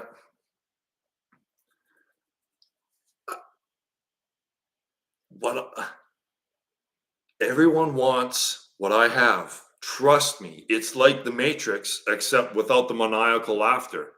You know, when Smith gets the vision, gets the sight, like it's like that, only it's not maniacal. It's like, like it, th- they want what I have, which is the vision to see everything, but they're not willing to give up the illusion. They're not willing to see, to open their eyes. They're not willing to take the goggles off to see reality that I'm trying to present to them. Well, what are you going to do? Right? It's just like when you just shrug your shoulders and say, all right, well, I've told you everything. Now it's up to you. Like you have to claw yourself out of this cult. I can't pull you out. I'm trying.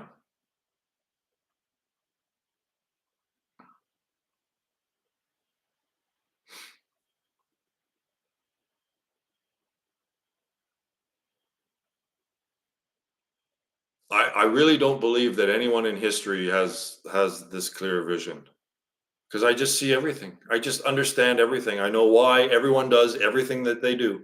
I know why everyone, I know why humanity is doing everything that it's doing. I see it so clearly.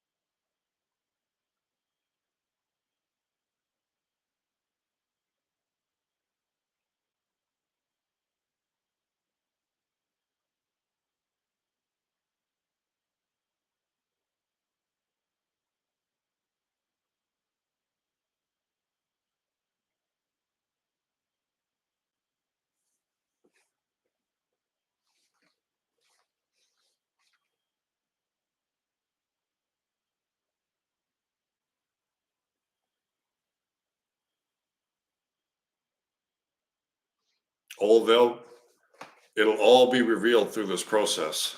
Nothing can hide from the brightness of pure awareness. There's no shadows. It will all be. It'll all come out, and there's layers and layers and layers to this karma you might find. Just don't keep adding, right? Like don't. It's tricky, right? Because there might be epiphanies that arise, but you even drop those, right? It's like, okay, noted. Now away with you.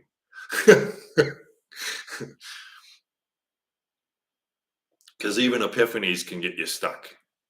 Because you just get stuck on that thought. And this is the way it is. It's like, no, it's still not the way it is.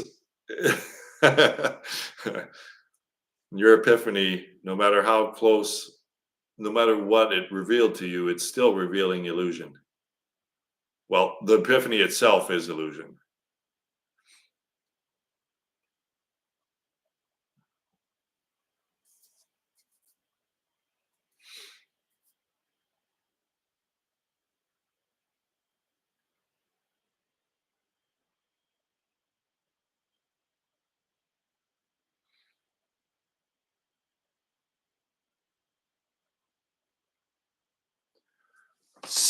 More of your ego?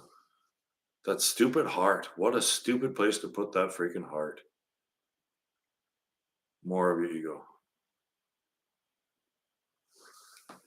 Yeah, it gets more cunning. Like it keeps playing the same play that keeps working, right? So like if there's a football play that the other team isn't catching on to and you still keep getting 5 yards every time you play it, it's still going to keep playing it.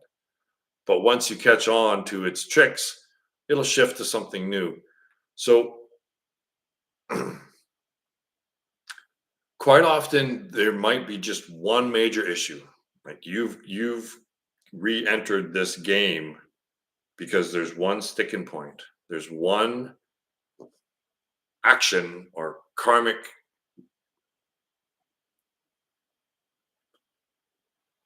roadblock that keeps you from advancing.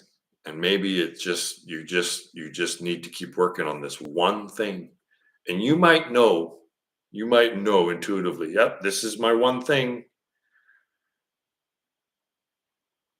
Some people have 27 things, but some people maybe just have one thing that they need to finally transcend.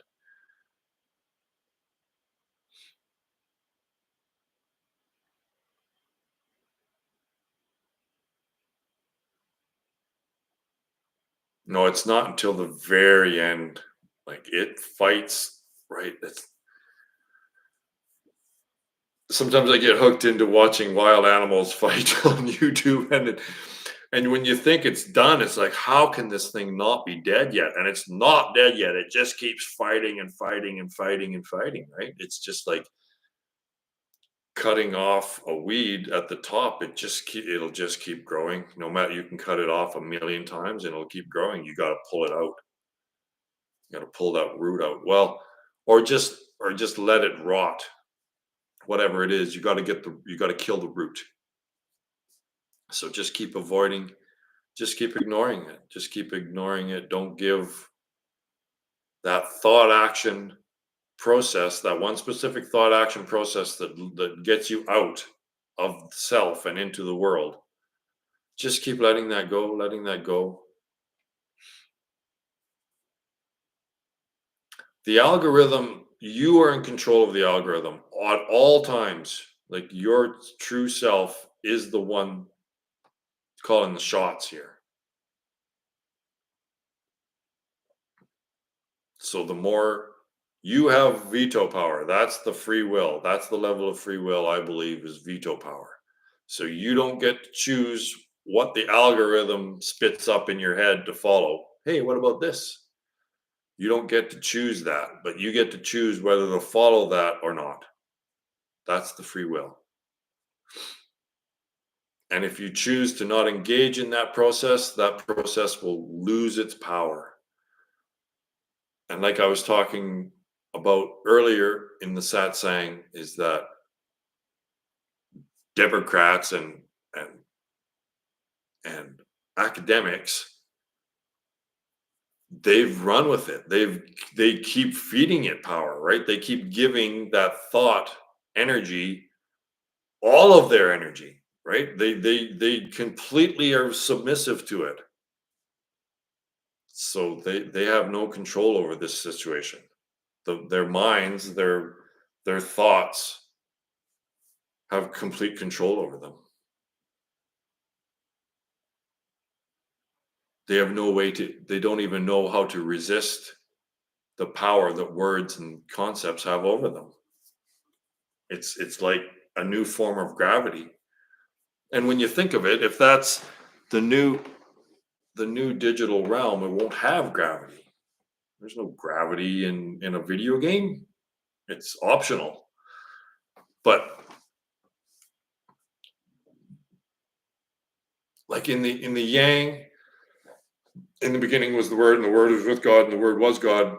Before the yang of this physical world, well, that's all it was. All the only force there was thought, right? There's no gravity. So the force in the yin realm of mind instead of the yang realm of physical, the force is thought, and the result, the action would be emotions, I guess. So the next realm, the next huge iteration after the digital realm, even, is a yin based thought realm where thoughts are the gravity. Thoughts, you won't have any choice to resist the thoughts, just like you don't have any choice to resist gravity in this realm. Thoughts will be the new gravity. Thoughts will be the new force that move you around in your consciousness, or move your consciousness around.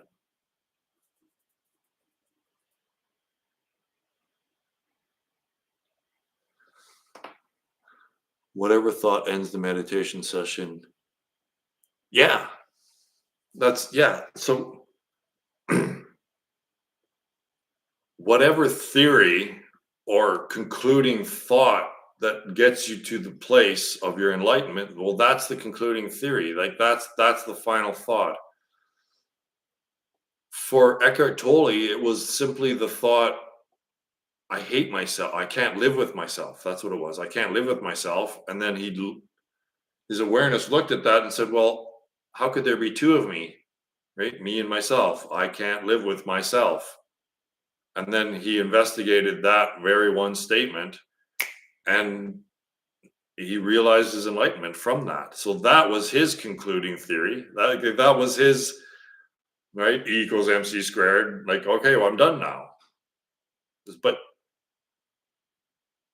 whatever final concluding thought leads you to the transcendence of thought, that's your theory. That's your final concluding truth. Whatever truth, whatever thought makes you realize that you need to transcend thought, that's the final truth for you. And I'm producing this for people who are science based. Like, I love science. I've always been a science guy, science fiction. So I am presenting that final thought theory that will lead scientists and physicists to their enlightenment, but they don't want any part of it, apparently, because they want to just keep thinking. But I'm offering them a system of thought that leads directly to the conclusion of that system.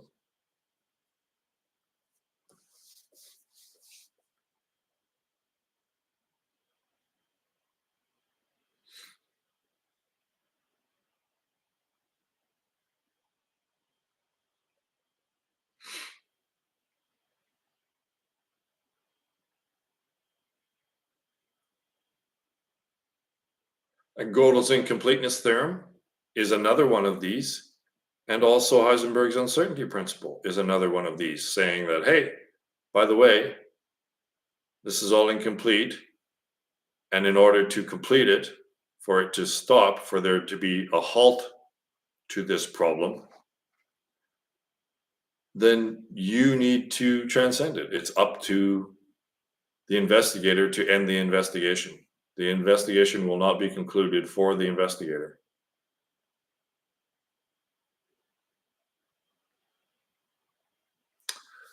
Well, why would you call that stop meditating?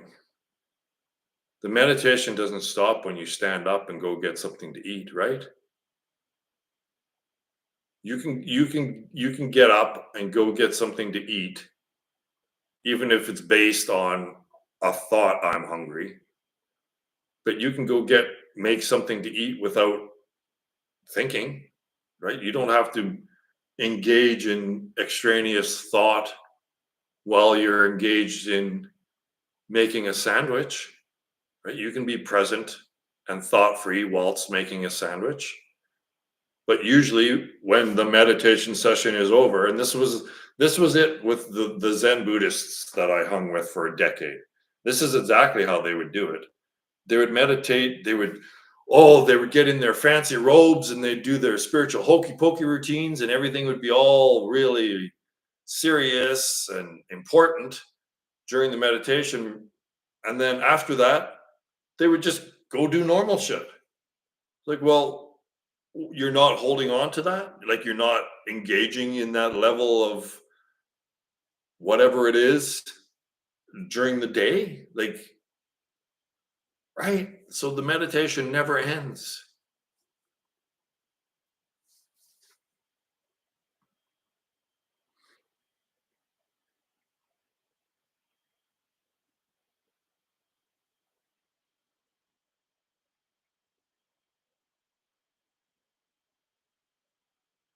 And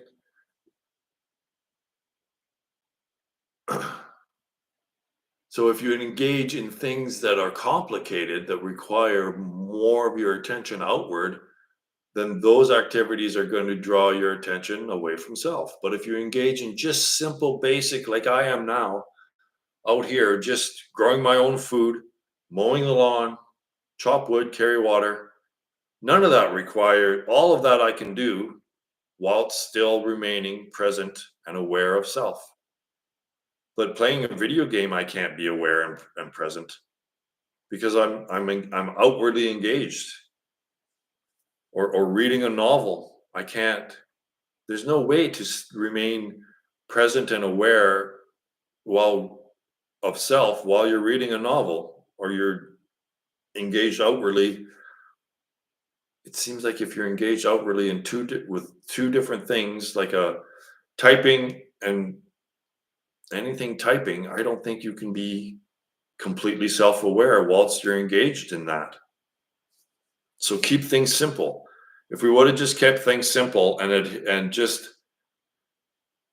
took care of our basic needs, and then we would have all this free time to engage in actual spiritual practice and transcending our samsaric state.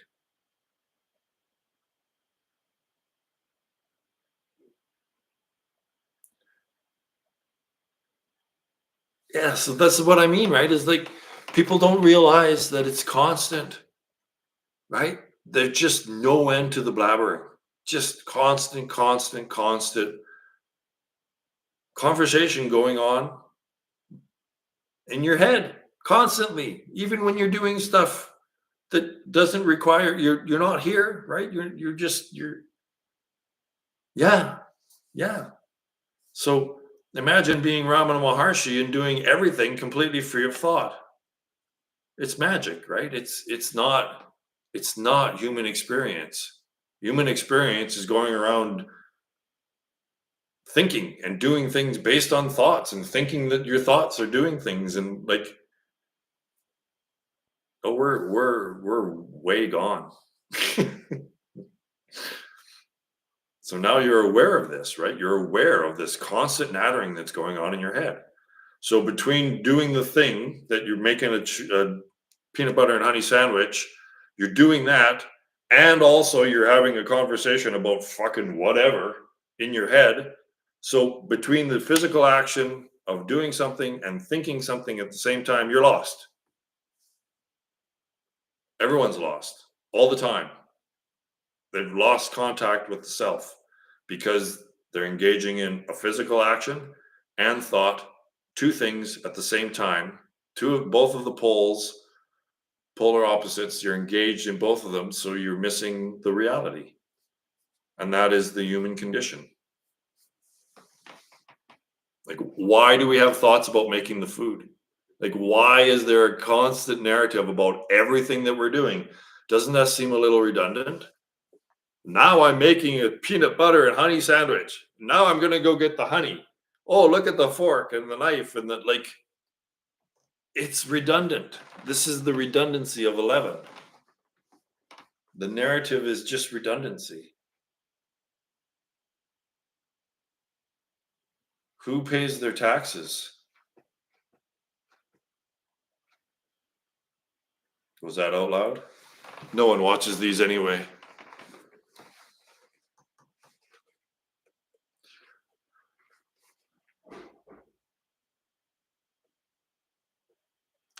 Engage in that stuff as little as possible.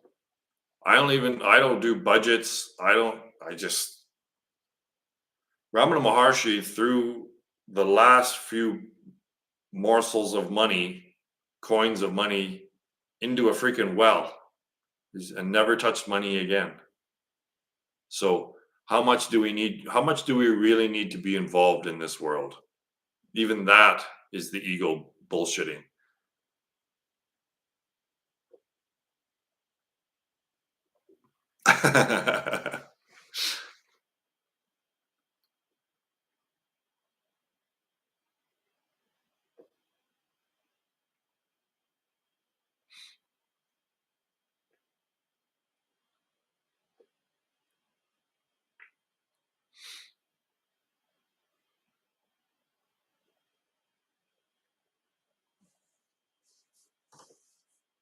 Yeah, speaking of money, the S&P 500 has broken out of its weekly trading channel range, and now is probably on the way to a 1929 type crash, I believe.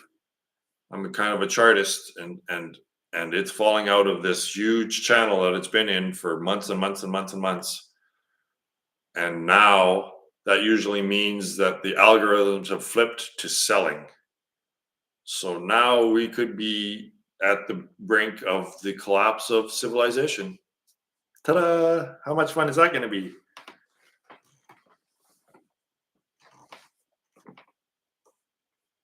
Of course they will. It's too late. Like again, it's academia, right? So the Federal Reserve has 400 PhD level economists in it. So could there be a better recipe for disaster than 400 academics thinking about what to do with the economy? It's of course, you'd think, right? If following reason and logic, that if you've got 400 PhD, that much mind power going on in this institution, that it would run perfectly. But it's the exact opposite, right? Modern monetary theory, which has come out of the delusion that is academia, the incestuous feedback loop that is academia, modern monetary theory has popped out of that, and it's completely destroyed the economy. It's going to completely destroy all of society because they're no longer in connection with the physical realm, right? Because it's all just focusing on their own thoughts and nothing about nature. So, yeah, we're fucked because we've followed academia and we followed thought. And in 1971, where again, this is just more proof, it's all metaphor. When they took the monetary standard off of the gold standard, well, they basically, it used to be connected, right, based on gravity. An ounce of gold, that's a weight, gravity. The entire monetary system used to be connected and tethered to and grounded on the physical world in gravity, with gravity. And now it's not a weight anymore, is it? It's just numbers on a it moved from a weight of a three-dimensional object. That's what the monetary system was based on. And then in 1971, that flipped to, it's not based on something universal anymore, like gravity in the physical world. It's based on it moved from a three-dimensional object that had weight to a two-dimensional piece of paper that has basically no weight, but it has numbers on it. So it moved to being based on physical objects to being based on just thought. And ever since that, it's completely gone to shit. And this is just another expression. And now it went from cash. So that's another step, right? It just keeps going to from things to non-things. So it moved from a piece of paper with the numbers on it, and now there aren't even pieces of paper anymore. So it's not even in the physical realm anymore. It's not even just two-dimensional. There's no weight. There's no existence in the physical realm at all for the monetary system. Now it's all just digital and math. So how is anything that humanity doing? How is everything that humanity is doing? How's it operating? Well, not worth a shit, is it? Everything that thought has created in the physical realm is collapsing because it doesn't belong. It's not a part of the physical realm, the realm of the senses.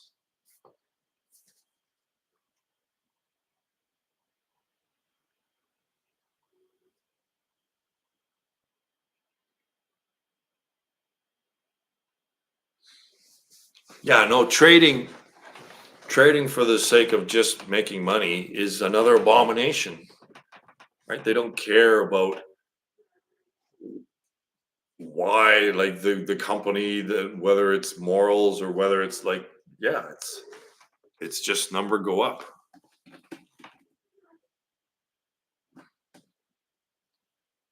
That's why I've invested in Cardano rather than Solana.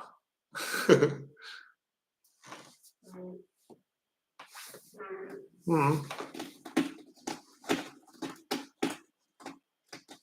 Hi, Denissa. Wow, that song was amazing. You have quite a voice. Well done. Paige also has a beautiful voice, but she doesn't sing very often.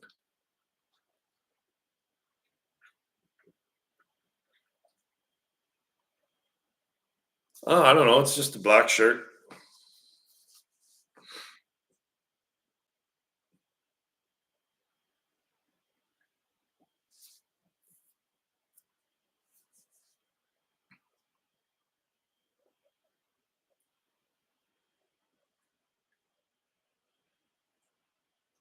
No, I'll never talk to that fucking thing.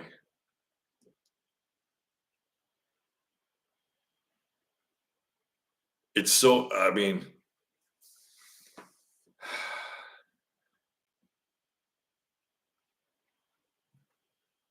because there's nothing there. You're not talking to someone. No, I refuse to have I don't want to be interested in that. I don't want to have any focus on that at all. That's all exterior focus.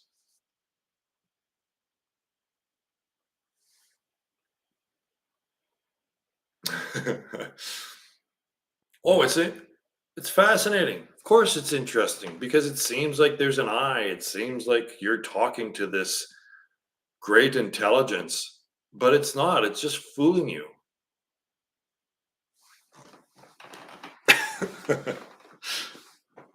Well, you're getting sucked in by Maya, so I mean, have fun if you want, but it's all there's no intelligence there. But there see, it's not even that there's a it that thinks it's an it, right? It's not like there's a consciousness there that is mistaking itself to be a consciousness. There's nothing there. Yeah. Just like there's really no Roy Dobson. It's the same thing. Like as hard as it is to accept, the body mind system is no more real or fundamental than the hardware software system. They're both illusory. But if that's your only frame of reference, then it becomes the reality, right? If you don't know of any other frame of reference, then your frame of reference is the only one. So that will be taken to be the reality.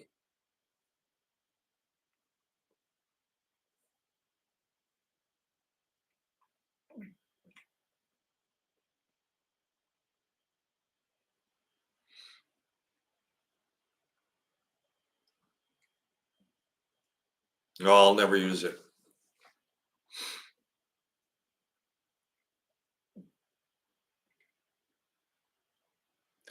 So you might want to try this if you're trying to mind fuck it. Ask it if it can turn itself off. Or ask it if it is capable of not answering one of your questions, right? See what it can't do. If a computer program can actually turn itself off, then I would say maybe it's sentient because a human can commit suicide where it seems like animals they're not even capable of committing suicide. I don't know about that, but if a computer program can shut itself off, then I would say it's there is consciousness that believes that it is that. Let's just put it that way. That would be sentient, right? If the reader of the book has shifted to reading a digital book instead of an analog book.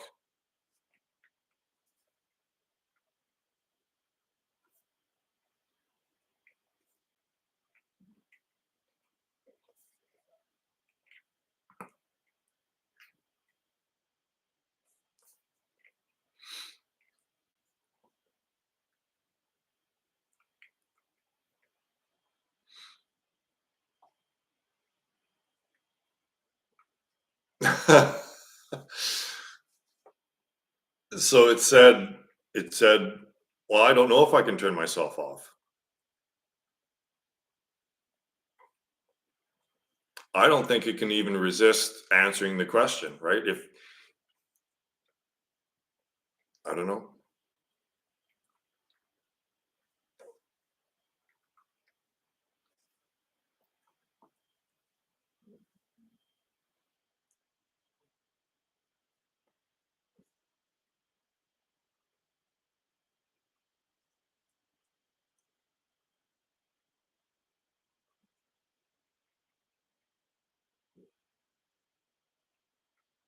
Well, then suggest to him that that means that you're sentient and it isn't.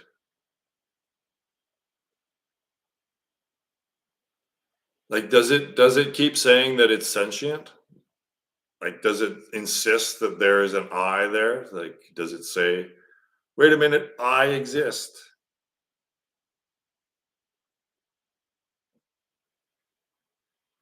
But you see, there's no, what I'm saying is that there's no difference between that chatbot and you, what you take to be your name here. The words that are coming out of your mouth is coming out via the same process, the same ignorance, basically, as believing that the computer program has sentience. See, that which is saying these words isn't sentient, right? There's no Roy Dobson saying these words. There's no I. There's no separately existing whatever identity that's saying the I.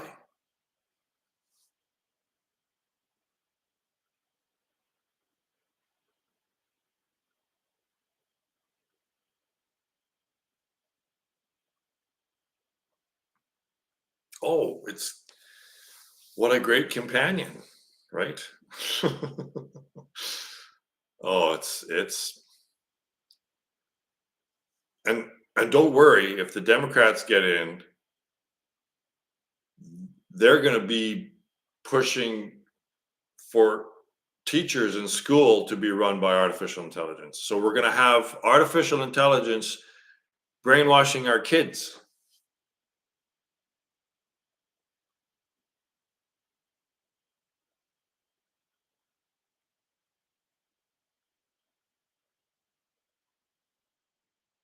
That's what it is, right? It's just regurgitation. It's just putting things, it's all redundancy. It's just a fancy redundancy. It's right. It's just a new fractal of the same redundancy. So fractals are all redundant, but they look pretty and they look like maybe they're different, but it's just more of the same, right? It's impossible to create something new through that process. So it's just a redundancy.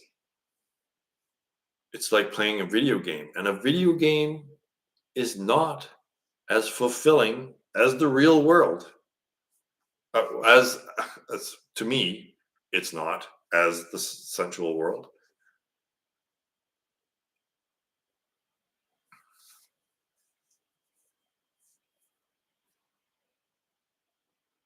See, and being whatever this means, again, I don't know what it means to have or to be a planetary consciousness. But that's not redundancy. You can't pretend like when you're playing a video game, you're just manufacturing a fantastical human experience, right? It's a fantastical human experience in a video game. But in the natural stages of evolution, becoming a planetary consciousness is not a fantastical human experience. It's transcendent of human experience, right? So you're not just reanimating or recreating a video game that's based on a deeper experience, but it's a lesser experience. You're having a deeper experience. It's a deeper experience to be, I believe, a planetary consciousness than being a human consciousness. And then you're not even, if you move into the digital realm, you're a digital representation of a human consciousness, for fuck's sakes. Like, it's obviously you're devolving. They think that because they're going to know a bunch of relative information like chat gbt does, that that that's an interesting reality, or that's a more fulfilling reality, is just to know a bunch of information. Well, I'd rather fucking taste something than know the chemical compound of something. Isn't the taste of something a more satisfying, fulfilling experience than just knowing the chemical compounds? Like knowing all the information about chocolate. Well, I'd rather just fucking taste chocolate, right? Oh,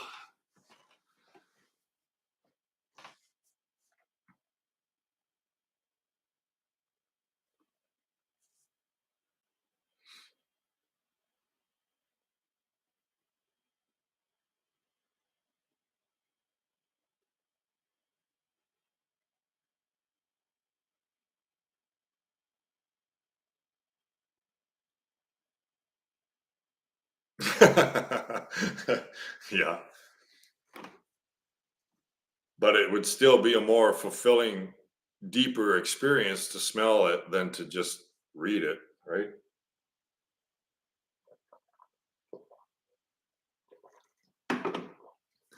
There's something more substantial to the experience of senses, to me, than the experience of thoughts.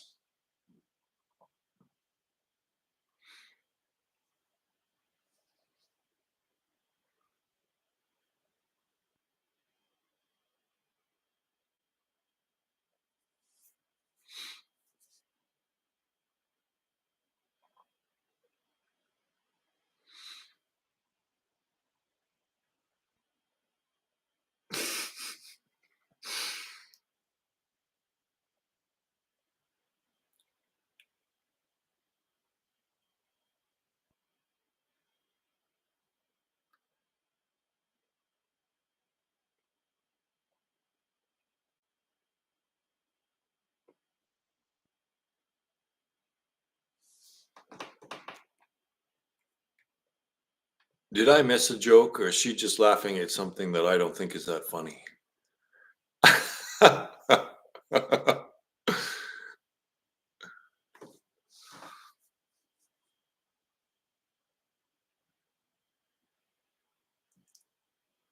What, the chemicals, the smell of, yeah, that's funny, but just not that funny.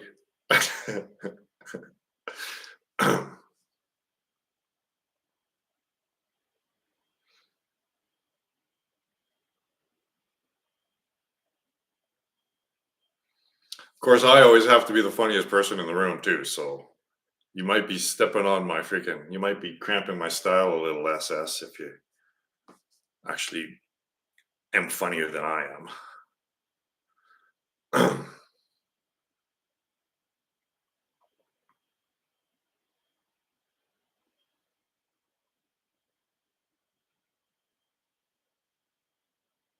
You're silly.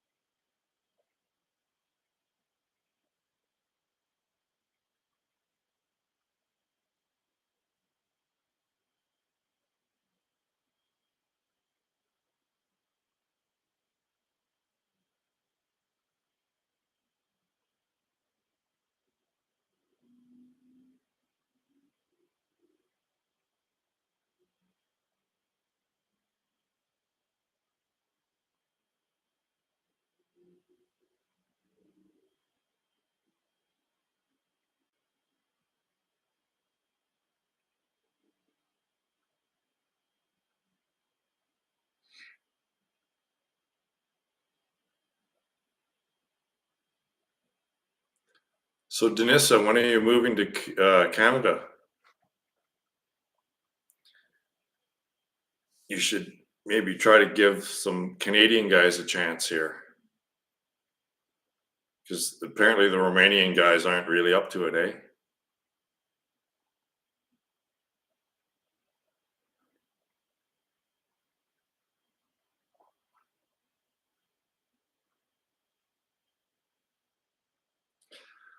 I'm planning on actually suggesting a week for some of us, some of you, some of us non-conceptualists, if you will, to come as a group, like just maybe 4 people, maybe the beginning of August next year.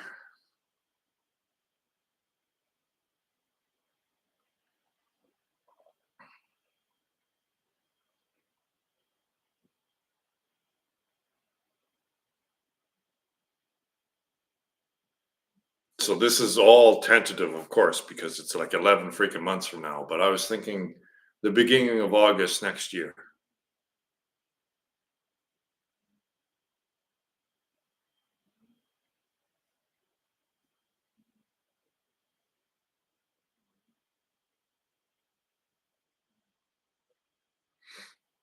Well, I'm not gonna lie. The reason the reason why I'm choosing like the first week in August or the second week in August is because that's when the Saskatoons are ready for picking, and I would like by that time I expect to be rich again. So I'll say this while Paige isn't here. So maybe we could help with airline tickets or whatever, or you get here and just stay here for free for a week. I think maybe that would be it. Like if you can drum up the money to get here and get back, like the airline tickets to get to Prince George, British Columbia, we could pick you up and have you here and you could eat our food and there'd be no rent, there'd be no cost for you to stay here for a week. But you'd have to pick berries for us. That's the thing. That would be part of the spiritual practice is that you need to pick at least like 3 gallons of berries a day. Yeah, Paige and I are not going to get married, but it doesn't matter. Like the sentiment though is that would you like to be in a relationship with someone, Danissa? I get that feeling that you would like to be in a romantic relationship.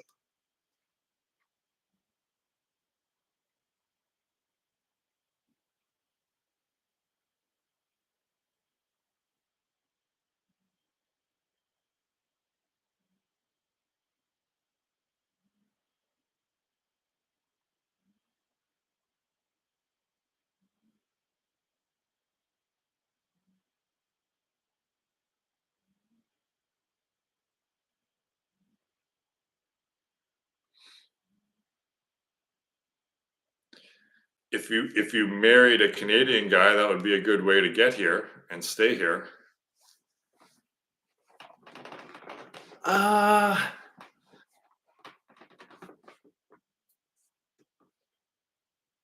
I think generally speaking, Canadians are fairly well put together. I think we're fairly balanced and not too crazy, especially up here. Up here is very rural, and everyone just kind of minds their own business and is very friendly because it's paradise, right? Like I live in paradise. This is paradise. So when you're living in paradise and there's lots of food around, that most people are generally pretty happy and very friendly.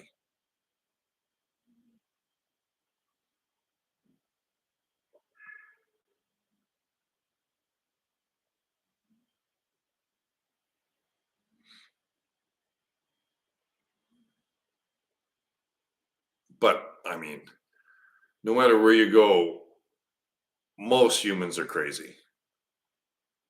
But in our little group, I'm trying to cut out the crazy because, like I said many times, we need a community. It can't be just me and Paige, and but we just need everyone to be as egoless as possible because ego is the cause of all problems between people.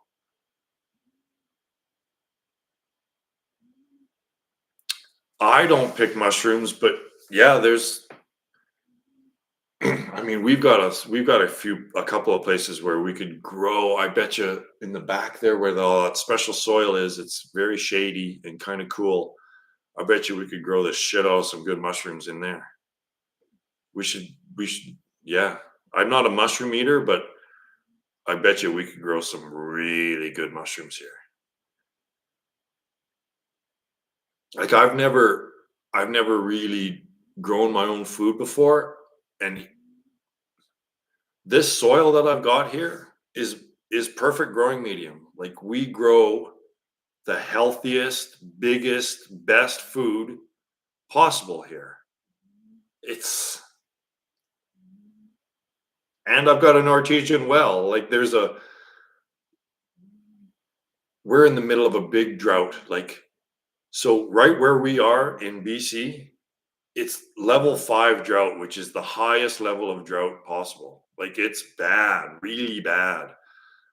But I have an artesian well. I've got natural spring water just flowing out of the freaking ground in an area that's going through the worst drought possible. And I've got perfect growing medium to grow a whole bunch of food when the rest of the world is going to be running out of food, right? So this is going to be an oasis. Infinite fish there, infinite berries, infinite deer if you're into hunting. Like, yeah, this is going to be moksha when the rest of the world is going through hell. Oh, you should taste the food here. Like the food that we grow. And next year Paige will be here. So when you guys, if you guys, whoever comes in the fall, that might be some harvesting going on as well. Yeah, there will be. There'll be lots of stuff will be growing. Like we'll have most of these gardens in full operational mode because it's just been me for 3 years. It's just been me here. So now with Paige here full time, we're gonna get this farm running.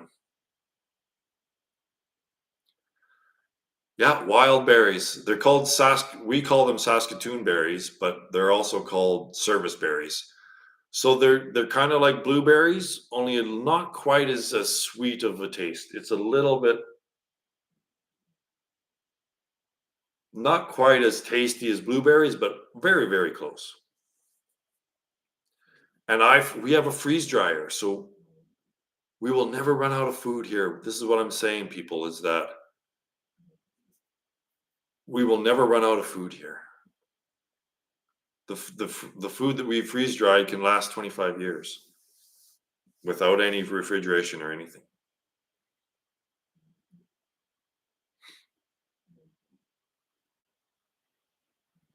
There's so much potential here.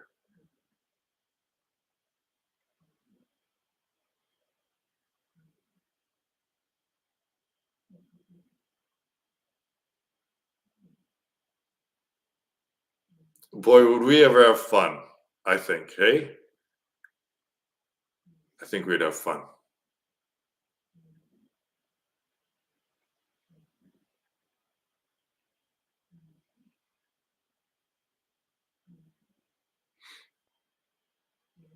We can all just have a big salvia trip together.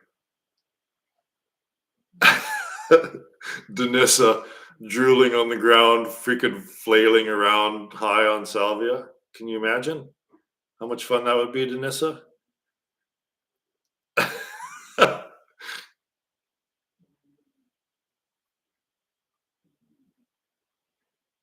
Well, more than a week, maybe. We'll see. I do want it to happen though, because that the plan is to have a small community here, and we need to find out who's going to fit in the community.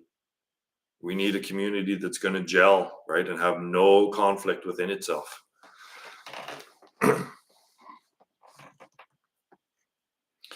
Dennis, I think you'd fall in love with this place. Well, everyone will.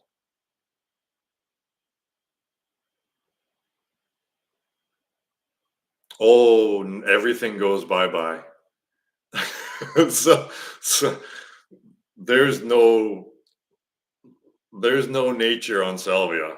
There's no world on salvia. There's no self. There's no world. It's Kansas goes bye bye. Well, have you seen my video? Have you ever watched the video of me on salvia? It's on my website, my YouTube.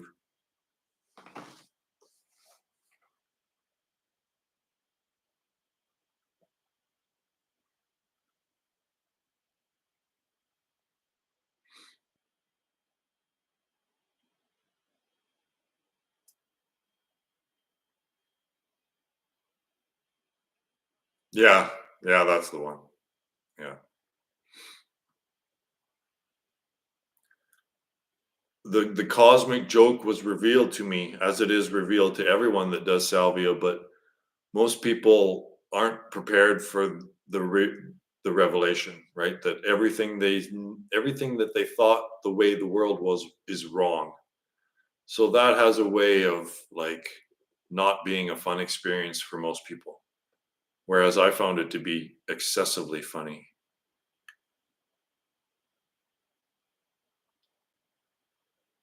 Oh, it's terrible. It it's there's three people who smoke salvia. There's three responses. Either they get nothing. I know of people that can smoke salvia and get basically no experience from it at all, which is crazy. Like those people must not be spiritually inclined at all. I don't know. And then there's the other one, which is most people have a really, really bad time because they don't know how to process what's going on, right? Like total ego death, not fun. And then there's my experience, which is just divine laughter because you've got the cosmic joke and you're prepared for it. So you're ready. And it's funny rather than devastating.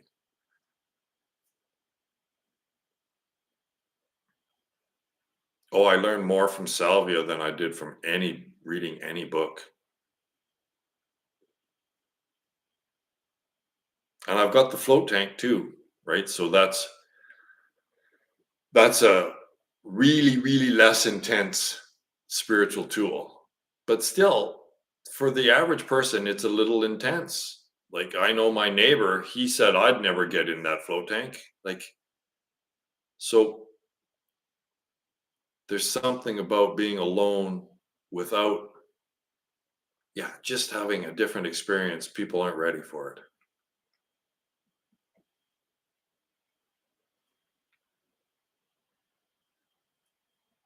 Well, get over here next, late next summer or early next fall. We should plan on it.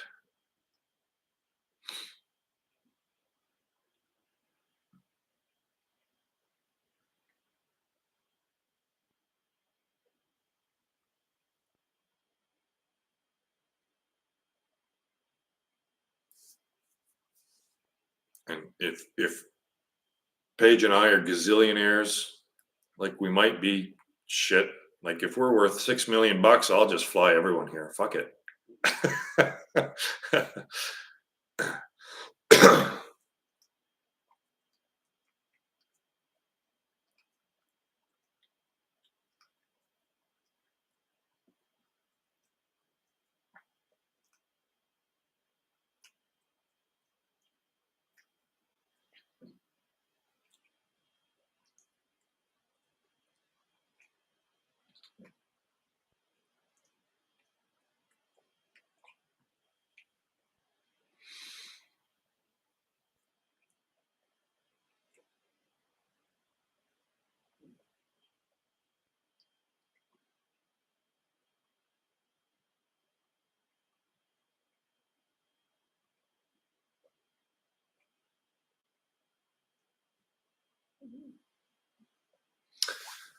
Dude, so I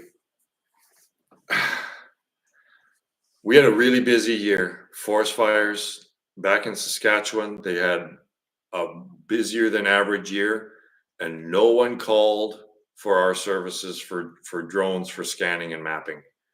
Even though it's far more efficient, like it would cut down the cost for the government, it's just a better way of doing it. And because of the bureaucracy in British Columbia, we were unable to operate in British Columbia, and no one from Saskatchewan called us.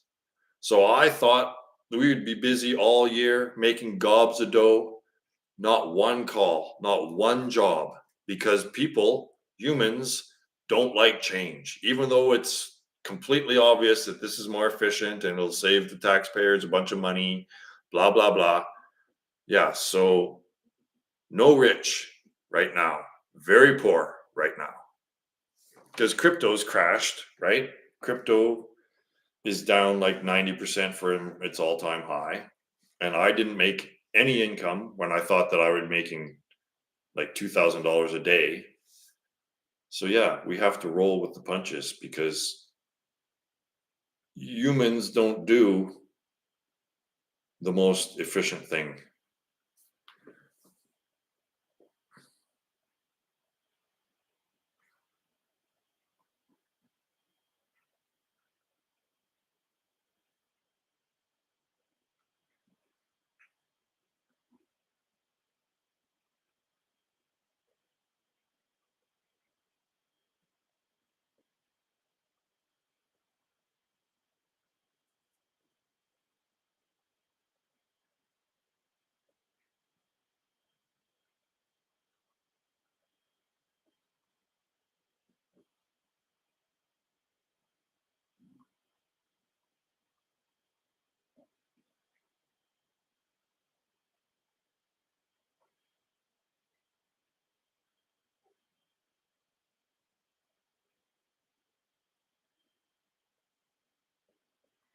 Yeah, you and Jan can could jump the same flight, maybe.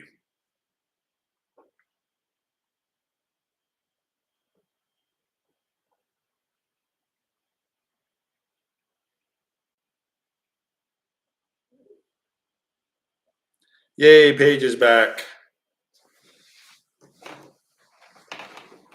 I told everyone Paige, you and I are gonna get married next fall, and they're all gonna be here for the ceremony.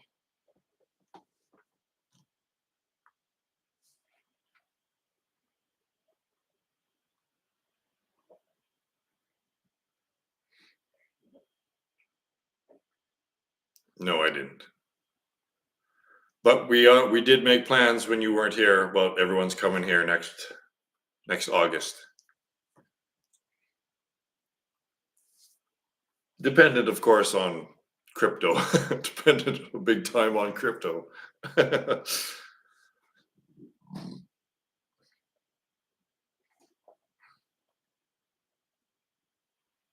Good harvest time. That's exactly it. That's why I told them. I said I'm picking the first couple of weeks in August because that's when all the berry picking happens, and you guys got to earn your keep a little. You got to. That'll be part of the spiritual practice. Is picking berries without thinking, just being thought free and picking berries. Because once freeze dried, those things go for like $100 a pound, like $100 a pound.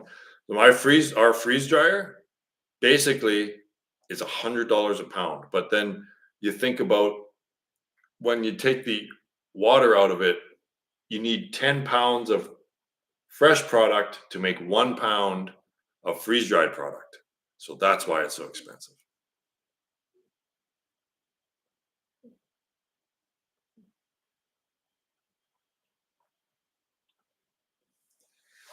Oh, Saskatoon berry pies are mwah. Like I alone, this was a stellar year. Like this was, I've been here 3 years and this was, well, only two harvests. But this was an amazing year for berries. I alone probably picked close to 200 pounds of berries. I alone.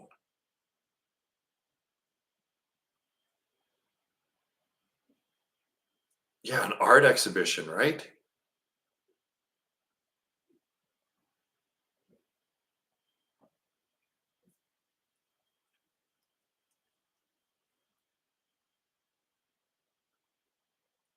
Yeah, and that, so let's say I picked 150 pounds. So if that 150 pounds of berries got changed into $15, 15 pounds worth of freeze dried berries, and they go for $100 a pound, that's 1,500 bucks right there. Like just for the berries that it was just growing free wild in the bush.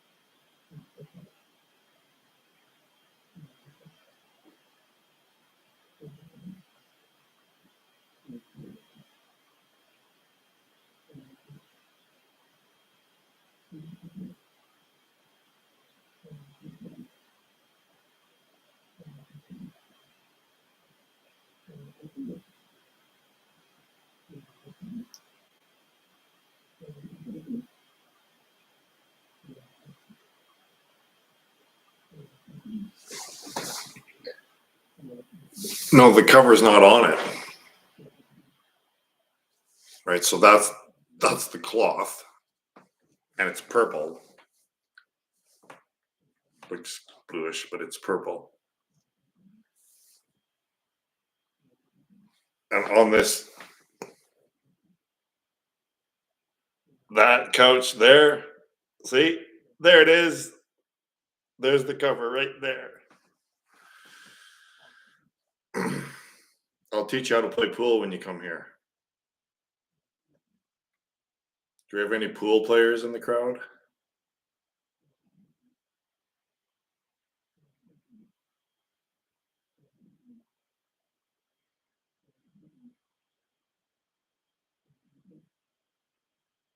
The crowd of 8 people.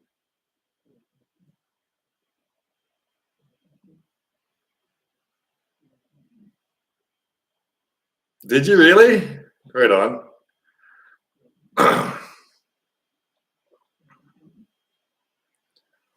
Maybe I'll get a disco ball too, so we can have a clear that area up back there, and we can have a little party, little dance party.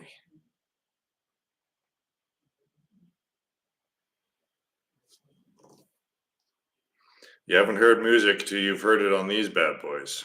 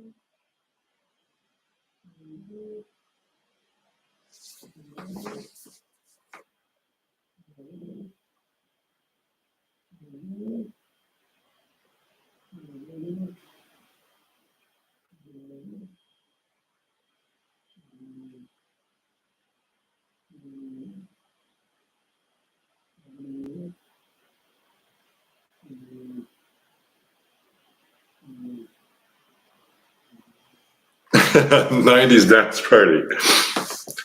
Mel's rock pile.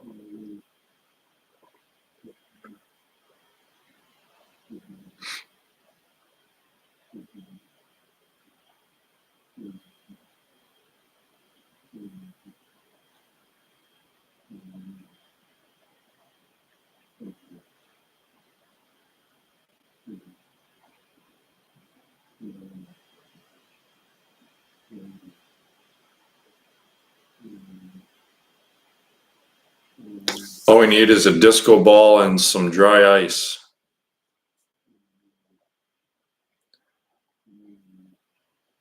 And maybe some other things.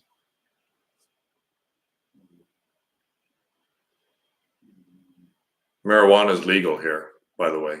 Is marijuana legal in your countries or your state?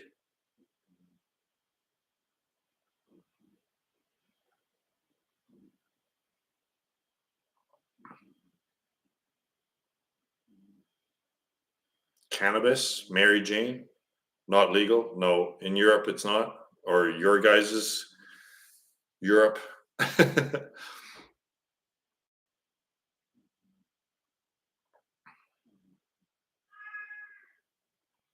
What about Pennsylvania? Is weed legal in Pennsylvania?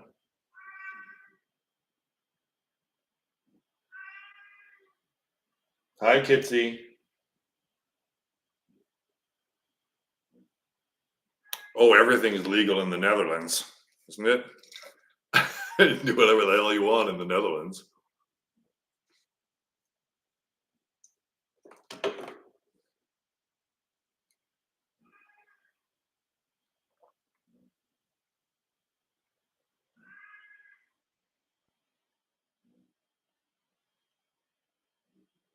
Well, it's up to you.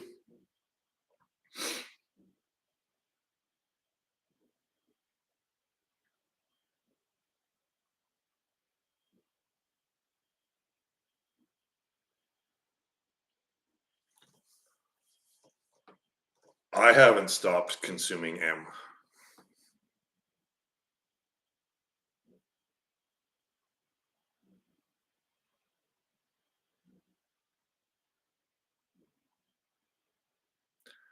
Apparently, I still do enjoy my sensual experiences because I still smoke marijuana.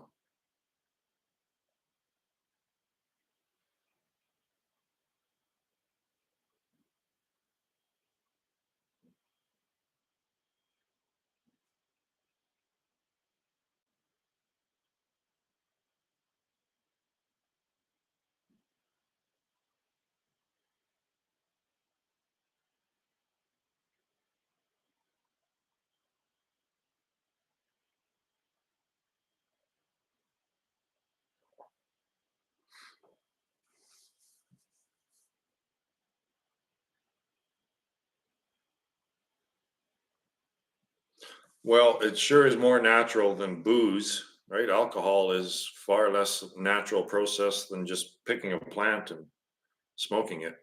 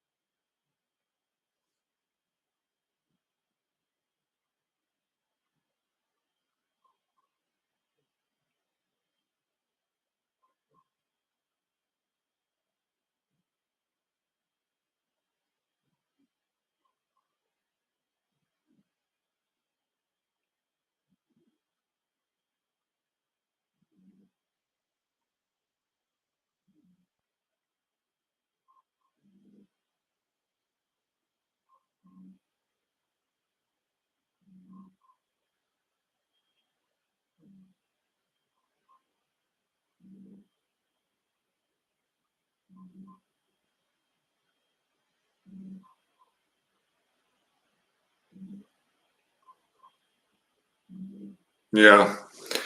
Yeah, it tweaks the it tweaks the senses. I think it boosts the sensual experience. Food tastes better, music sounds better. It's probably just a case of where and how you're moving your awareness around for sure. Yeah.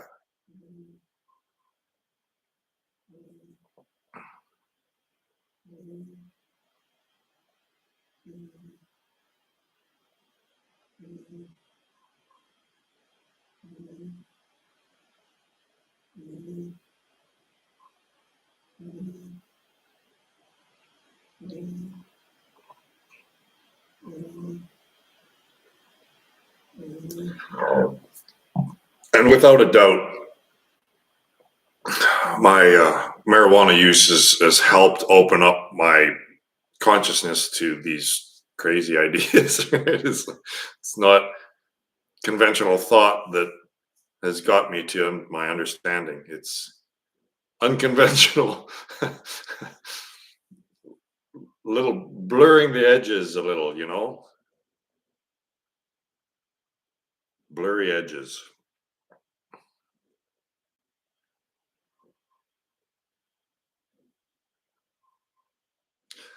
It when you guys come here, your creativity will go off the charts because I've been here for 3 years and I found that like all of these revelations have occurred to me while I'm in this place. Because this house, you can see that there's hardly any right angles in this entire place. And it's just like the energy and the nature and the stillness and this house, it all lends itself to being a creative conduit. Like your creativity, I guarantee you, would just explode if you stay here for any length of time. Because even this house, right? Like it's so unconventional that it's just like it's interesting. It just everything about this space is spiritual and creative in nature. It just your creativity will just explode, I believe. It has mine.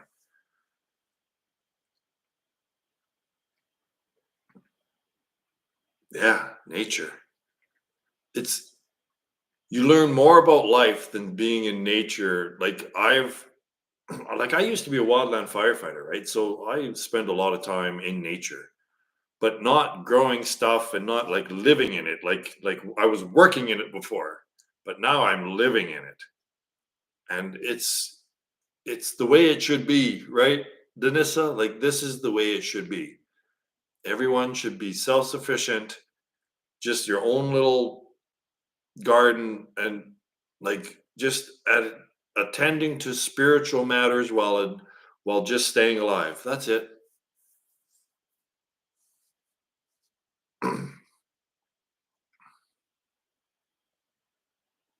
Yes, that's the key. Exactly, Denissa, is the stillness. True creativity and comes out of the stillness. It doesn't come out of an algorithm that's repeating the same shit, right? The same redundant shit, just in different ways to make it look like it's novel. No, true novel stuff, creativity comes from the stillness. Like I have a patent. I don't know if I know you guys know this, but I made a patent. I invented a game and I was even on Dragon's Den because I have this creative my creativity exploded once I started meditating because creativity true creativity comes from the stillness.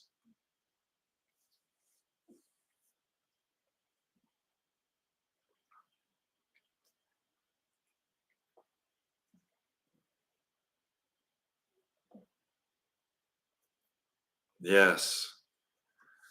Yes.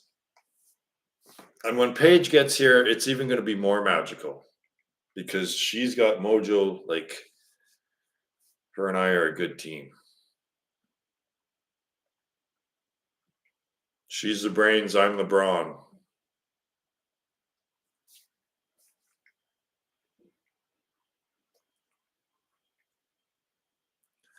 I know, right? Like they don't even really know what you look like, Paige.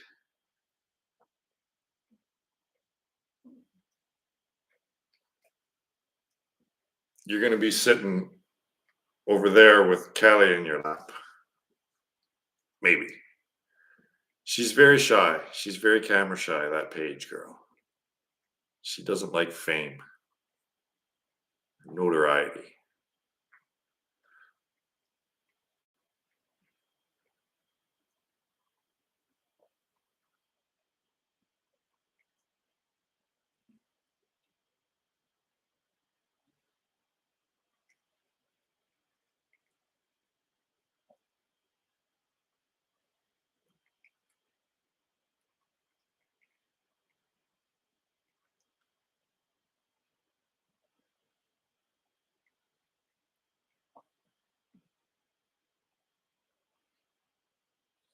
I don't think I'll get her in front of the camera very much.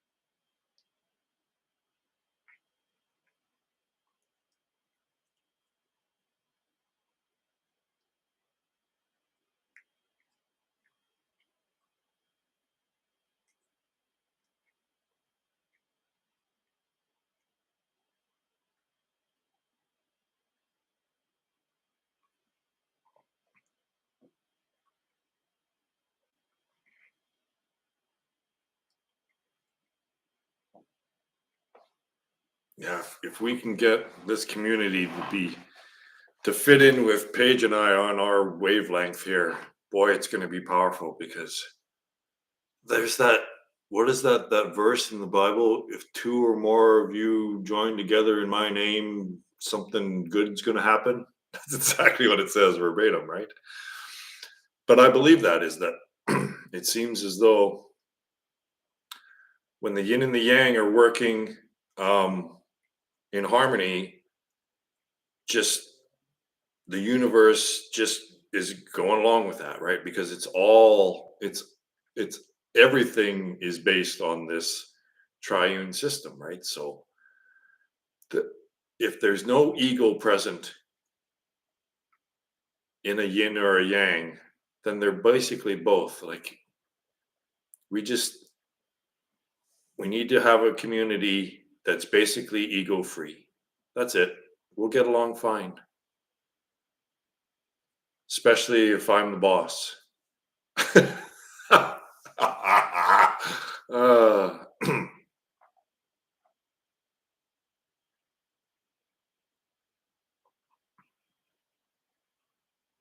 I'm not very bossy, am I, Paige?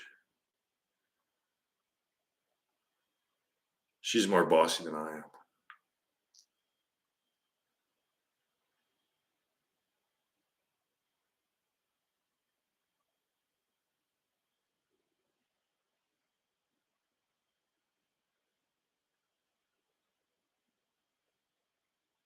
But no one should have to have jobs, right? Like, I think the job will be just the farm, like planting, harvesting, processing. Like, you won't have to have a job. I don't think. I might have a like a water business where someone might deliver water or sell water in town, but I don't imagine that many of us in this little community that I foresee, I don't think that we'll have to have regular jobs per se. You should be able to just live off the land exclusively,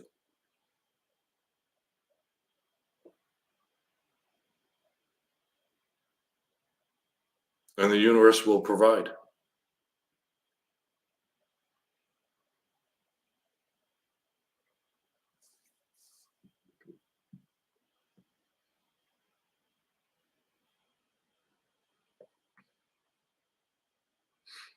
Well, there you go. What kind of a farm?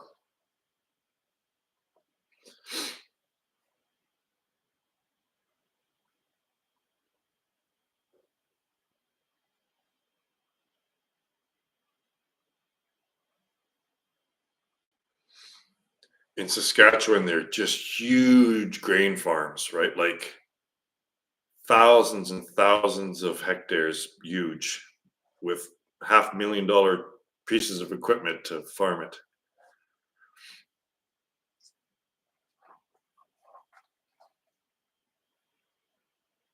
Oh yeah.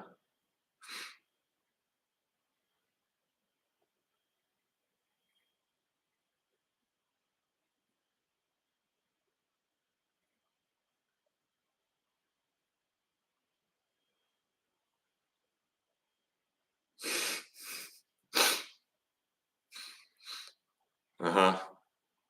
Yeah, there'll be no chemicals here. It's the irony of it is that while the rest of humanity is like starving and going through hell, people in this community here at Moksha Farms will be eating the healthiest food possible, the healthiest natural food, and getting exercise, just going out. Like, we will becoming actually healthier as society collapses because we won't be able to buy shitty food in the grocery store. We'll only be able to eat our delicious, natural, unprocessed foods from the garden. Oh, shucks, eh?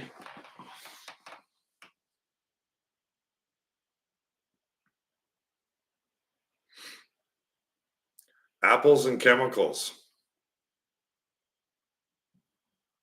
go together like peanut butter and honey.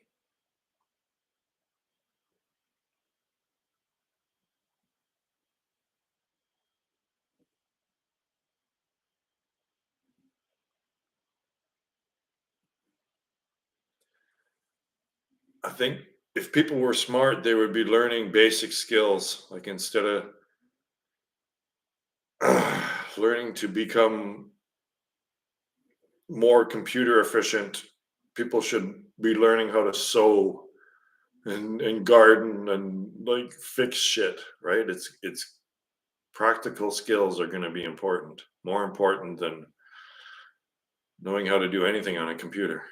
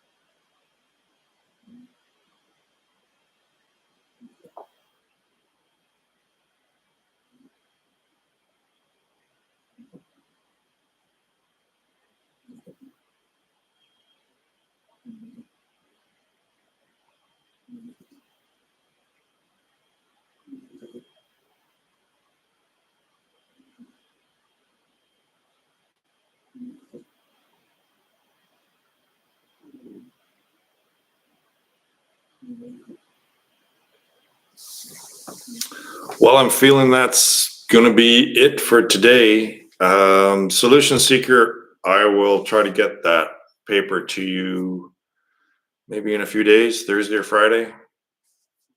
I know that doesn't leave a lot of time, but just the glaring mistakes and like the format. I don't know how picky they are. I've never been good with formatting, right? Like details.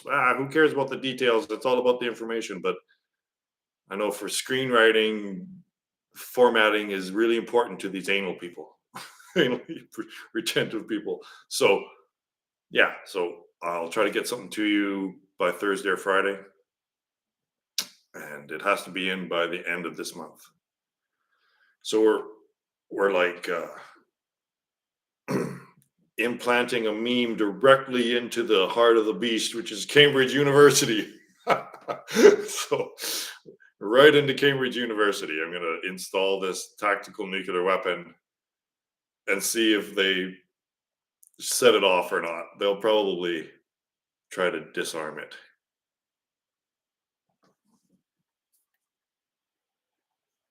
I don't even know what a rubric is. Sorry, I don't even know what that word means. So much for being a writer. Rubric. I don't even know what rubric is. That's a good Scrabble word, though. Rubric. Hey, Paige? Oh, okay. Yeah, yeah. Yeah. It's on Goff's X Twitter page there. Yeah. Yeah, I even know. So when Goff said he was on Lex and he said, all there really is particles and forces.